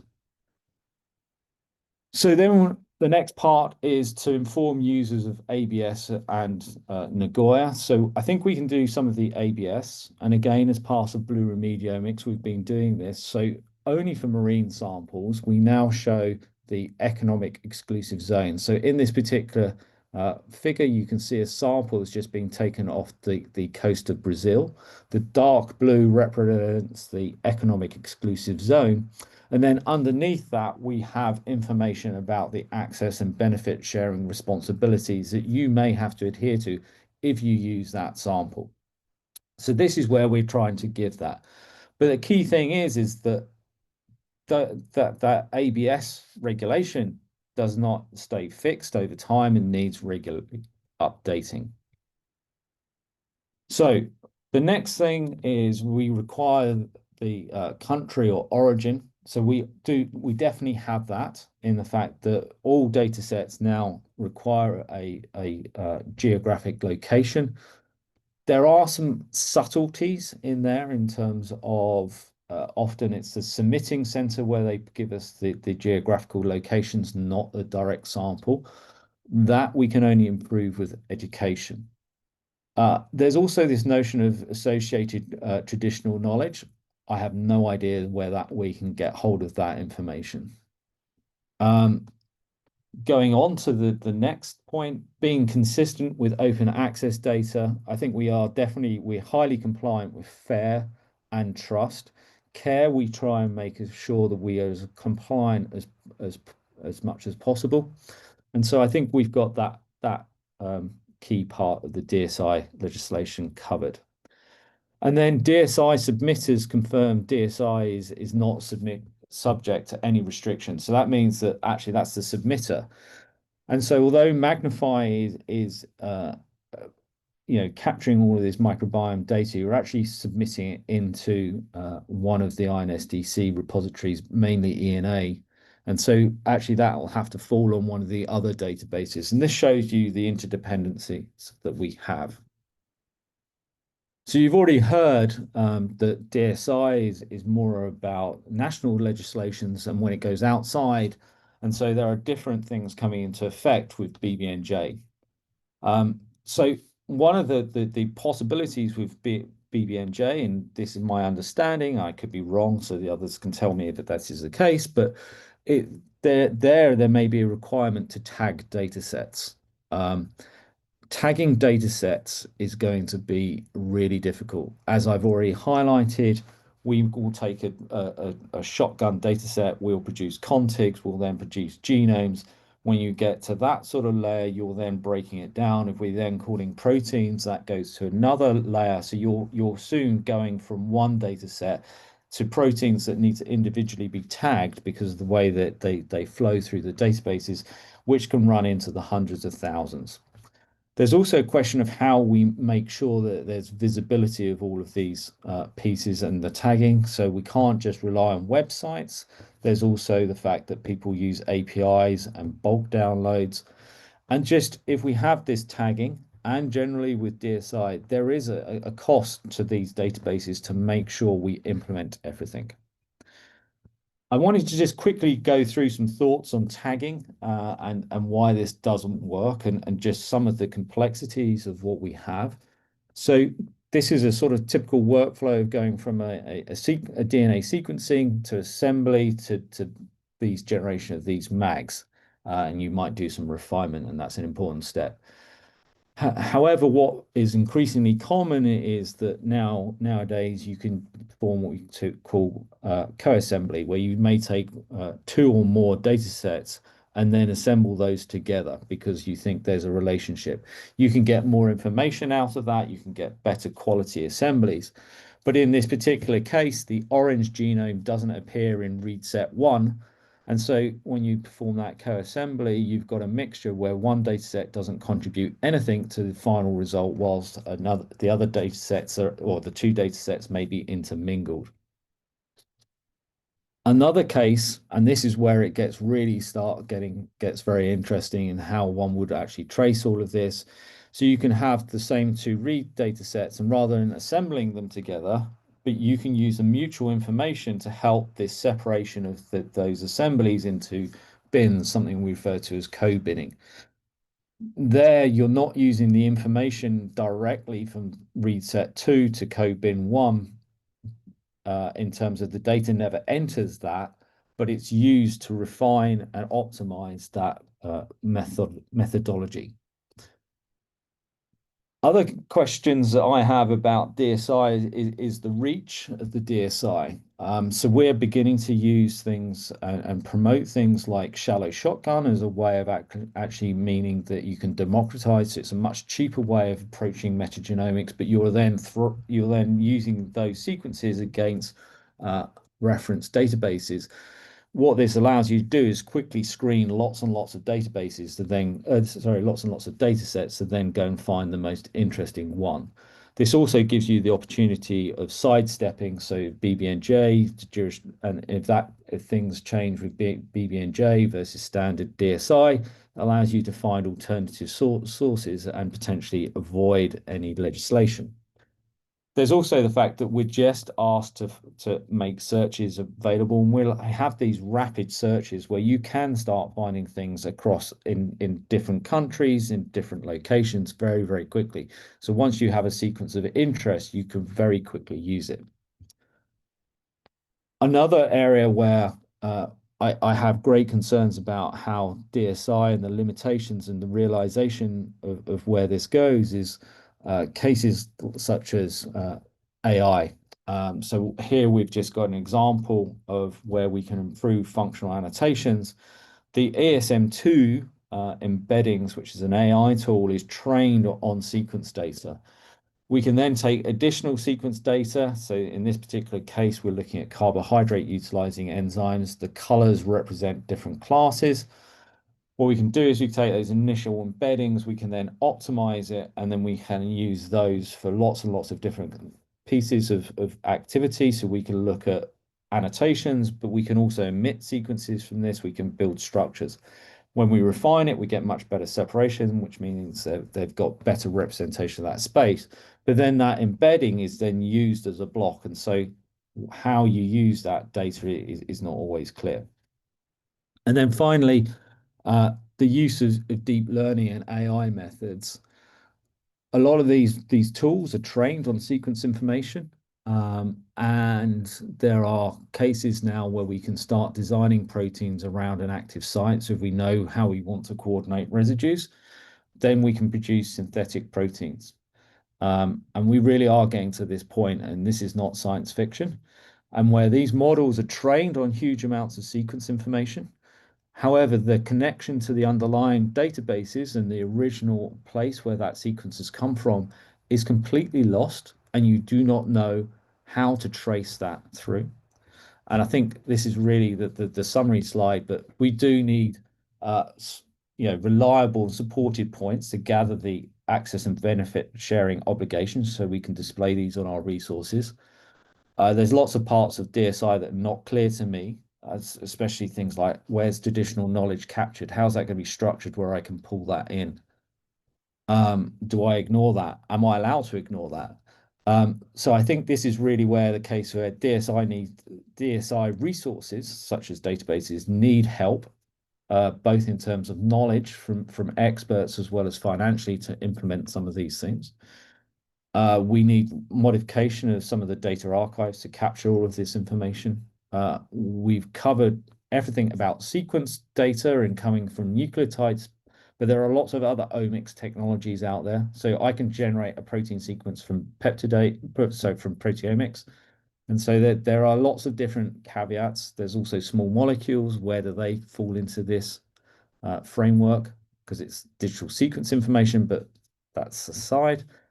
Yeah, and I think the DSI model is the right one for databases, and anything that involves tagging is just going to be a mess very quickly. And I'll leave you with that. And just to say, my team is wonderful on the left-hand side. I have many collaborators, a selection is shown here, and I'm supported by lots and lots of different funding. And thank you for listening.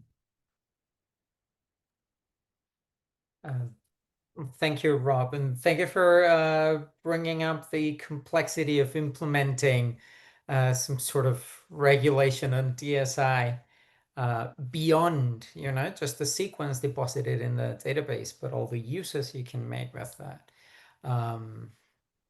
Either fragment of a sequence or for training or machine learning. I have a couple of questions here, but in the interest of time, if that's okay, I will relay them to you, and then we can take a short break. We can be back at 11:25, and then we will extend the roundtable and have a very, very short conclusions, right? So we will reconvene at 11:25, so you have 10 minutes to grab a quick coffee, stretch your legs, everyone. For this last section, what we wanted to do is to gather and to listen from the experts themselves, from the users of genetic resources, from an academic perspective, a tech transfer perspective, and industrial research perspective. So I will introduce you to our panelists. Anita Berger is a biotechnologist by training with extensive technical management experience in technology, innovation, and commercialization, mostly in the agricultural, health, and industrial biotechnology sectors. Since 2016, she is Research and Innovation Manager at the Institute for Microbial Biotechnology and Metagenomics at the University of the Western Cape, but she's also the manager of the IMBM Microbial Biobank, which is one of 7 core biobanks in South Africa. And then we have Marla Trindade, professor at the University of Western Cape and director of the Institute of Microbial Biotechnology and Metagenomics.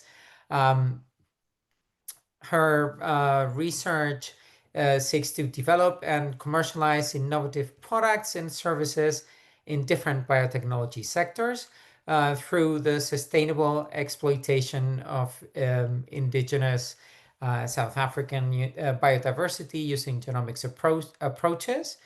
And last but not least, we have Alexander Pelzer, who did his PhD at the Jülich Research Center. And after his PhD, during his PhD, he did a short stay at AB Enzymes, which fueled the spark for industrial research.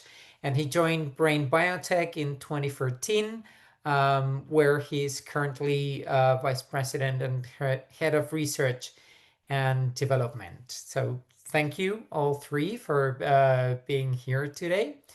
And we can start with a quick round of questions and then maybe open the discussion also to the rest of the attendees. So my questions will be the same for all of you, and you can answer Anita and then Marla and then Alexander. So has access and benefit sharing, looking back on this 10 plus years of the Nagoya Protocol, has it had any effect on your professional activity? And now, how do you think that the steps being taken towards benefit sharing and digital sequencing information will affect you? So look back and look forward, as we've been doing the whole webinar. So if that's okay, we'll start with Anita. So thank you for the introduction.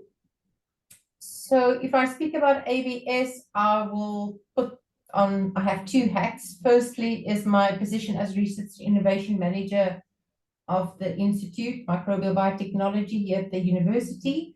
So one of the strengths of the Institute is our collection of bacterial and other material from indigenous South Africa environments. So we use this for our research purposes, but we also use that for several international collaborations that we have. So it's both a resource and that we use and our collaborators use, but it's also a resource that we would like to share with others, with other researchers, whether that's of academic nature or kind of going down the product development pipeline. The other one is for the biobank. You mentioned, the microbial biobank is one of the 7 core biobanks of South Africa, which has the aim to both preserve natural biodiversity, but also to make this available for, I wouldn't say exploitation, I would say for the benefit of the country's bioeconomy, but also the global bioeconomy for developing bio-based products and processes. So in both these roles, firstly, depending on where we harvest from, when we do new collections, we need to have a kind of a BSA or an understanding with the owner of the land that we harvest from. So this would be whether it's medicinal fynbos or anything where the land belongs to a private owner. Or it would also be where I provide material to collaborators. South Africa, here we have quite a onerous system for sharing indigenous material. So whenever I share this material with national or international interested parties, there needs to be, one of the processes is a benefit sharing agreement. To date, our experience is only non-monetary. None of the collaborations that we are involved in has moved to the point where something has been commercialized and there's any monetary benefit that was derived. We do work in the biodiscovery, but also in the bioprospecting phases with collaborators from industry, and where we have patented some of the compounds from our bacterial strain. So yeah, benefit sharing both from a biodiscovery, but also from a bioprospecting perspective. I think I'd leave it like that for now. Marla. Hi, everybody. Thanks for this opportunity. I think, I discovered, I think around 2015, so Anita used the word onerous, but 2015 was when I really realized how strict South Africa's Biodiversity Act is and how it can really impede collaborations. And this is when I invited Jorn Peel from ETH to collaborate on a project, and he was he was hesitant because he had heard that we had such strict policies in South Africa. And so I've got some negatives and some positives out of this. And maybe I'll just start with some of the negatives. Obviously, there's this perception of, the legislation in South Africa, which may prevent certain countries or academics or researchers or industry partners from approaching us to work with them. So that's one negative aspect of this. And when we say onerous or difficult, it's both in terms of the administration of applying for the permits and even just an understanding of what is required. It's not clearly communicated. We have no idea really, to the point that I need Anita as a research and innovation manager in a small research group, which is very unusual in South Africa, just to be able to manage all of this. It also causes us, it actually causes me, I don't speak for every South African, obviously, but for myself, I choose to work in environments where it's easy to obtain the permits and I know the processes. In some cases, I'd rather work with a privately owned land or a farm, because that's much easier to access the material and to work out the relationships and the agreements between us. And I absolutely just I stay away from any indigenous knowledge systems. I don't want to have to go through the ethics, the additional ethics applications that we have to do at institutional level. So just to avoid all of that, I do restrict which material I work with. And obviously that to date has not really impacted the nature of the research that we conduct. But it could, especially if we're looking at ecology and environmental aspects. It is detrimental to that kind of research, only focusing on a small set. Another big impact is the ability to submit type cultures. So, according to the International Code of Nomenclature of Prokaryotes, if you want to name a new species or claim a new species, you have to deposit your strains into international culture collections, and this needs to be made available without any restrictions. The South African Biodiversity Act doesn't allow for this, and so we are unable actually to submit any strains. And that, for a taxonomist and for just basic research, that is very, for microbiologists as well, that's really difficult to manage your research around that. There is a workaround. So Seek Code, this was published in 2022. It's a system that allows you it uses the same kind of naming system for prokaryotes that the ICNP uses, but this is based on just genome information. So we can deposit going through this, but this always gets trumped by somebody who then comes with an actual strain that can be deposited in DSMZ or ATCC or whatever. So it's not foolproof and it's not ideal, but for the time being, there's a little work around that. I think those are the main negative impacts. Obviously, we have participated in several large EU consortia. So in BlueRemediomics is the one, in the pharmacy project is another. And both these projects have led to long-term collaborations and relationships that we've maintained for over 10 years. So we've definitely benefited from collaborating both in generating knowledge, in student exchange, in sharing of resources. We have recently patented with an international partner. So it's, despite our legislation being strict, it's not restrictive in that, we are unable to work with industry partners and patent our research with international partners. So I don't see it as having been terribly preventative in our case. Where I do see some problems is, I just identified maybe 3 small examples. I said our legislation is not very clear, and it was actually only yesterday that I discovered that our tech transfer office is developing has a draft policy which requires us to provide or apply for prior notification of intention to submit data to public databases. So this is very similar to what Rob was saying. Under the Creative Commons agreements for open access, we happily and easily upload sequences to NCBI and Magnify or whatever platforms are available. And apparently, I'm not allowed to do this without first applying to our tech transfer office. This was I was totally ignorant of this. And that immediately raises a question. One of the questions is, what position is our tech transfer office in to actually approve or refuse a submission of our genome data to open, public databases. So that's one immediate thing that comes to mind as how to deal with this in the future. Another example is, as Anita mentioned, in our biobank, we provide strains to users, to clients. We have MTAs, or special agreements, for how it can be used, only for research purposes.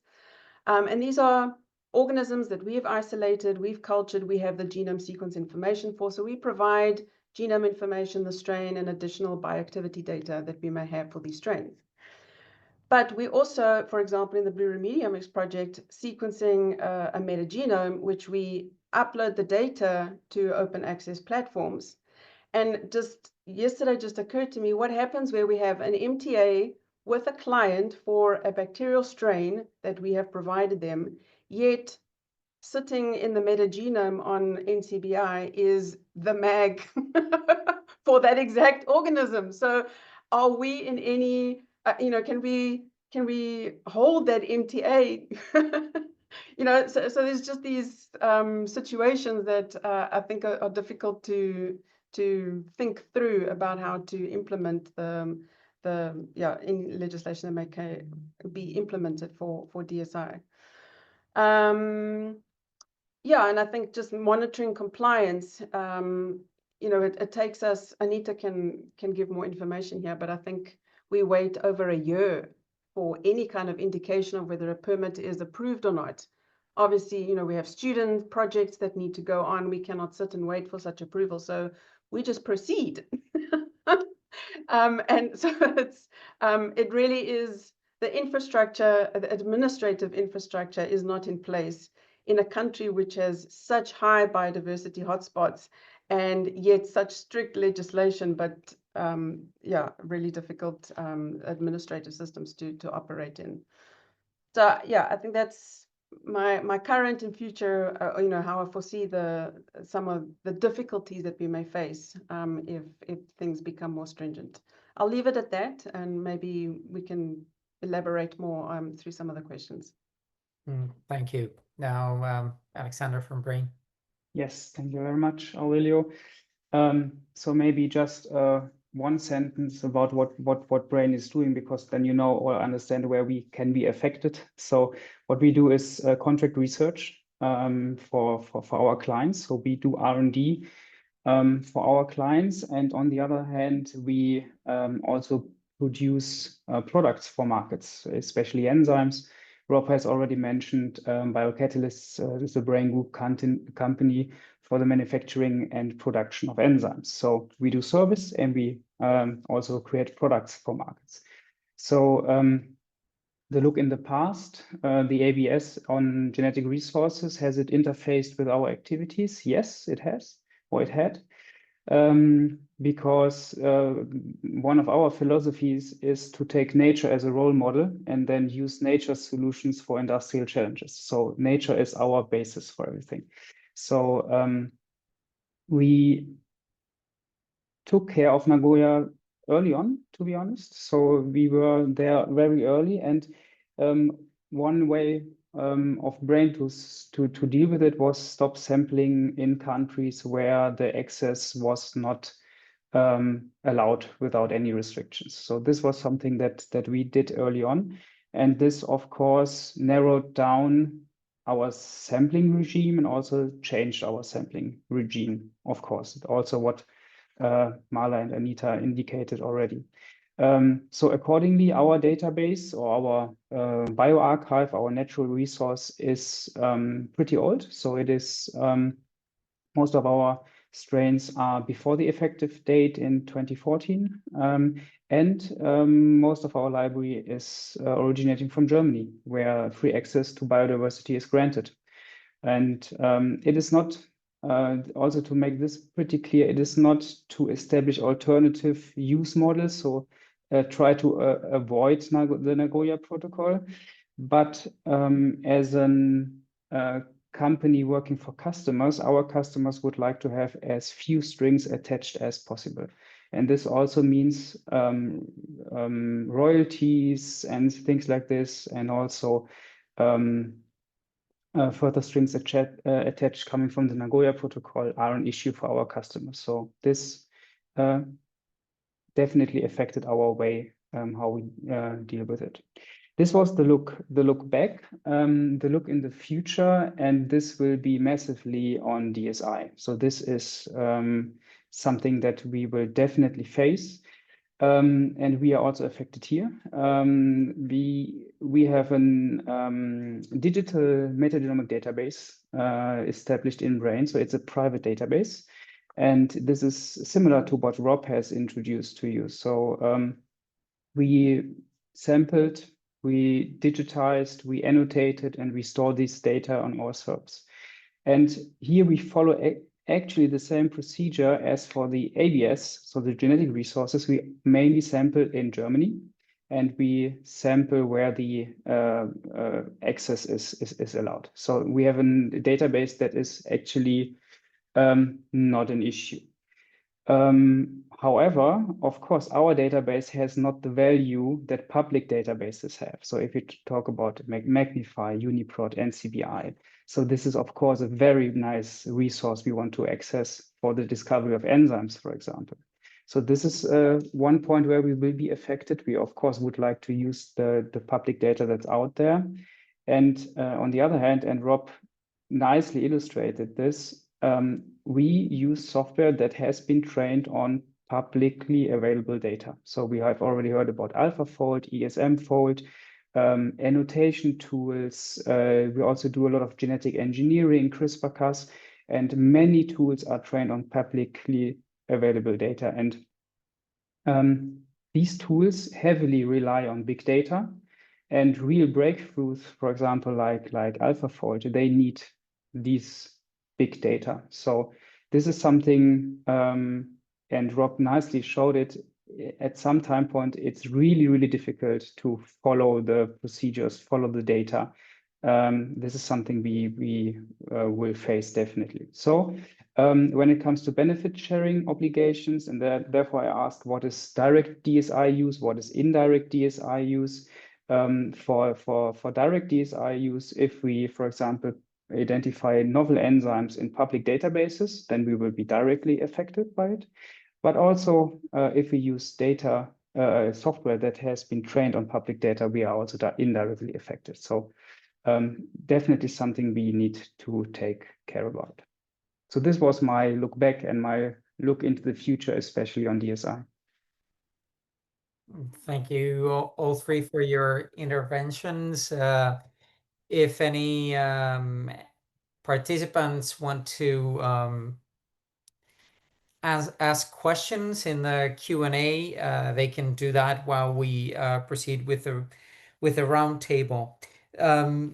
So it seems from your three interventions that there is a common thread, or there was something that was mentioned a couple of times, and that is that maybe an access or access to genetic resources that imply some sort of monetary benefit. Alex put it as our customers want as few strings attached as possible, right? So that seems to be driving, or that could be driving away the yes, I don't want to use exploitation either, but you know, the sourcing of biodiversity from certain countries for application, right? Do you see that happening at that level? So where, I mean, for instance, I had industrial collaborators saying, just like Alex's, we prefer if this comes with no strings, no ABS strings attached. Have you also seen that for exploitation and also in scientific collaboration? Is it easier to collaborate with a partner with genetic resources that are easily accessible and there's not a cumbersome procedure, say, to transfer samples, for instance? First Anita, then Marla, and then Alex. well, it depends on the value to be derived. If you're interested in high novelty or something really out of the box, and at least the processes are well mapped and well managed, so you actually know what you're letting yourself in for, that's definitely something that I would consider. I must say some of the countries, so you do get these platforms that has been generated globally to address global issues, like for instance, antimicrobial resistance. And then those platforms has actually generated a system where it's easy to import material and take care of all the permits. So the process has been streamlined. So I definitely, South Africa and maybe some other African countries would need into looking how do we streamline these processes. And really, like Marla explained, it's kind of a going in the dark. So the more you interact with our authorities, the better your understanding, and kind of the easier things would flow. But the less you're understanding, the more of like touch and go, hit and miss. So I think just to answer your question, I would definitely, if I was a tech developer, I'm looking for highly innovative products and things, and I have the option to interact with a country who has their ducks in a row, I would definitely do so. Thank you, Marla. Yeah, so I think I kind of have answered this in what I said before. At the end of the day, as Anita says, if the juice is worth the squeeze, then it is worth it. Yes, there may be headaches, and yes, there may be difficulties that you have to go through in terms of processes, but I don't think it's not manageable. If you need it quickly, then no, it's not ideal. But if time constraints are not a major concern, I definitely think it is worth, I speak maybe out of place here, but for a company, for example, I think it would definitely be worth exploring, expanding your reach in order to get to that better diversity that, I mean, if you look at Rob's numbers, how many data sets do you have to go through in order to find the one that actually functions as you need? So by limiting yourself, you're really limiting what you can offer your clients. So I think it's definitely worth it. Having said that, I've not worked with very difficult countries yet. I feel like I am the difficult country, and it's not prevented me from participating with academic collaborators. It has not prevented us from working with international industry partners. So we have material that we have submitted to international companies who've assessed the compounds in their processes.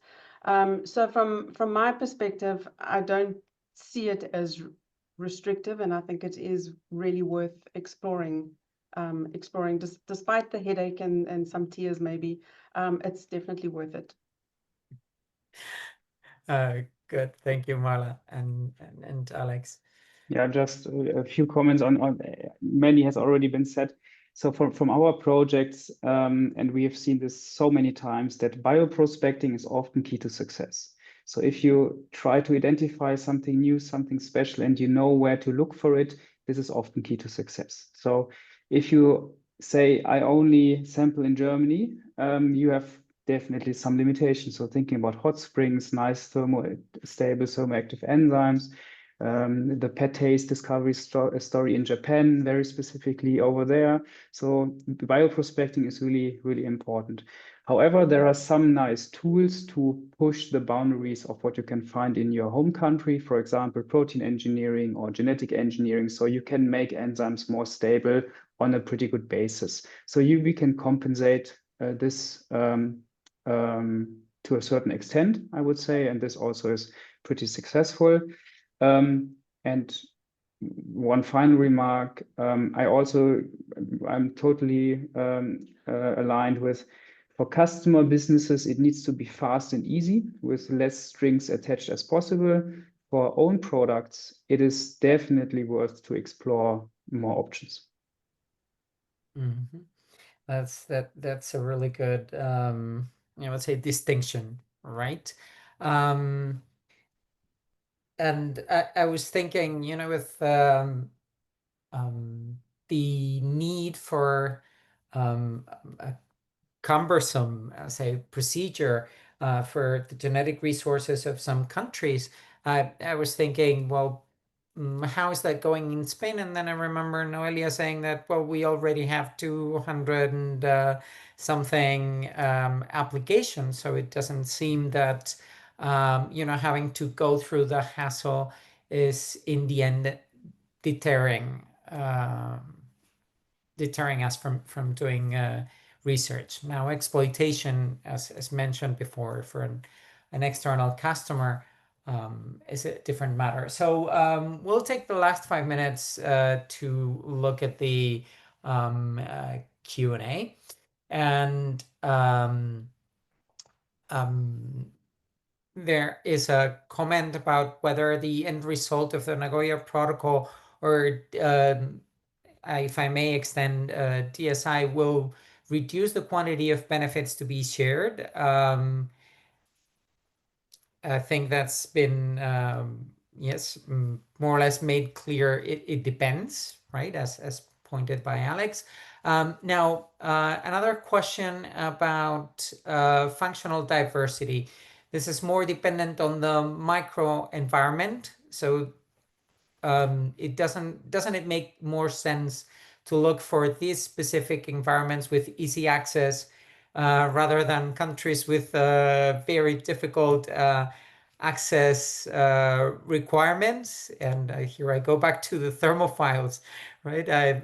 From personal experience, I've been trying to find sources for thermozymes, not that easy in certain countries, right? So what do you think about, looking for that particular place? Do you think that there's always somewhere to look with less strict regulations, or any of you three? Now it's everybody's game now. Okay, I'll go first. I completely agree. I mean, this is why we justify going to all exotic places in the world as academics, with the idea that we're going to find the next new enzyme at an unexplored, different environmental conditions breeds different functional diversity, and that's what we all dream about, when we start out in academic research. But I'd actually like to pose this question to Rob, who sits on so much data. Can you perhaps see that from the data that, not that you've specifically only looked at a single environment, but how would you answer that question from a sequence database point of view? Is it still worth going to some exotic place, and are you guaranteed of still finding novel chemistry or novel functional diversity? I think you still see novel diversity. That's definitely the case. I don't think we're anywhere near to saturating in terms of collecting up sequences. The point I would say from my experience, and I think I have just celebrated my 25-year anniversary of when I last touched a Gilson pipette in anger. But what the people who do the wet lab tell me is actually you rarely use the native sequence. You're always optimizing it for your expression system. You're looking at a collection of sequences and optimizing it based on that. So there may and it's much easier to synthesize a gene. So unless you're going for a really, really complicated gene, then you may not need to go to sample in such exotic cases, because you've got enough biodiversity to inform you with your predictions and your optimizations. But as I say, I'm not an expert in this, and that's more Aurelio's field of expertise than mine. Actually, there was a question in the chat about starting from a marginally active enzyme, right? You just found a place in sequence space that you you want to start from and then evolve from there. Sorry, Anita's hand is up, and so maybe it's pertinent to this as well. Yes, when I saw the question, I think I'd just like to remind the person, well, sorry, I don't know who posed the question, but in the end, when you discuss the final benefit sharing, so I think originally when you enter into an agreement and it's just to screen sequences or to screen strains, it's a very basic benefit sharing. It to say, listen, we just starting off and we're just seeing if there's any potential. But as you move down the line and you actually now start realizing what is the commercial potential to be derived, you actually enter into an agreement to say, but what was your original contribution? So if your original contribution was only something that was marginally effective, I mean, it's going to reduce the value of what you actually contributed. So yeah, that was the one question. Can I misuse the opportunity just to ask, to respond to something that Alexander said?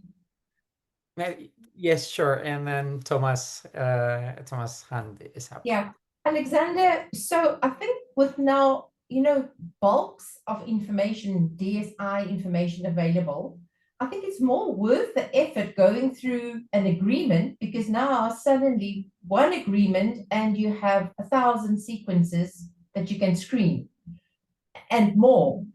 So gone are the days that you need to go through an agreement and you get 5 strains and they don't grow in your laboratory. So I think, as sequences actually makes it maybe more worth the effort of going through this needle's eye. Thank you for that insight. That was really point, Thomas. Yeah, I just wanted to make a comment on based on the discussion that we hear. For the past 10 years, talking to scientists, you always come back to the same point, that it's within the system, it's perfectly possible to circumvent the system. And if you want to do it in an illegal way, it's even easier to do it. And that's the case with a lot of legal frameworks. But I think we still have to go back to the original idea that we're talking about. This is about benefit sharing with countries that have high biodiversity and often don't have the means to conserve that biodiversity. And this is something that's important to all of us. And yes, you can find ways to not have to deal with the system, but ultimately, if you do deal with the system in a reasonable way, hopefully you're in some way contributing to the conservation of biodiversity. Having said that, it's as much as the user community obligation towards biodiversity to do this as it is to the legislators nationally and internationally to make sure that's a workable system. And I think that's where it's gone wrong so far. And they are trying to improve on this, but you also have to acknowledge that we're talking, these discussions happen in a very difficult geopolitical context, and that has only been more difficult over the past couple of months, as we all know. So it's not a straightforward thing to do. There are some examples of where the realization set in at national level that if you're too restrictive, you do not get access to your resources, and if you don't get access to your resources, there are no benefits that will be shared with you. And Brazil, as the most biodiversity rich country on the planet, drastically changed their ABS law a couple of years ago from one of the most restrictive systems in the world, that anyone was like, yeah, I'm not touching Brazilian genetic resources, or I'm doing it in an illegal way, which was actually what was happening, to a system that's fairly straightforward. It hasn't led to the benefit sharing that they hope for, but in principle, it's a very sensible framework, and we can only hope that other countries will see the same benefit of making it a way more simple system, a faster application procedure. In Brazil, it's actually really fast. And that ultimately this will help with what we're all trying to achieve, which is the better conservation of biodiversity. So just to wrap up this intervention, yes, we can find easy ways to not have to deal with the system, and as a company we deliberately don't do that for our clients. We're looking for ways to, in a sensible way, deal with the system, and if we do so together with the whole user community, whether it's commercial or non-commercial, I think we can really contribute in a sensible and sizable way to ultimately improving the conservation of biodiversity. Thank you, Thomas, for that reminder that it's about the fair sharing of benefits and what it's done for.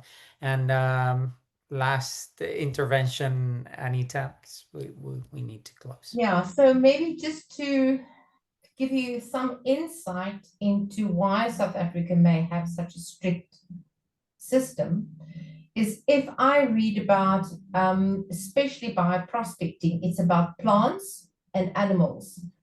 And I think they on the verge, some of these plant and animal species are on the verge of being extincted or really difficult to sustain. So, you know, the bacterial biodiscovery or bioprospecting is actually very different to if you look at the animals or the plants. So the Institute is also in discussions with our Department of Science, Technology and Innovation about how would biodiscovery and bioprospecting from a bacterial perspective be very different from plants and animals, which is more difficult to sustain. Good. Thank you, Anita. On that note, we've seen from Noelia's presentation that plants and the rest of the genetic resources are separate in Spain, and how they need extra efforts to coordinate. And also maybe that's policy work for us to let our legislators know, you know, the difference between accessing bacterial genetic resources and everything. Well, on that note, this brings us to the end of the webinar. I hope that everybody found it interesting.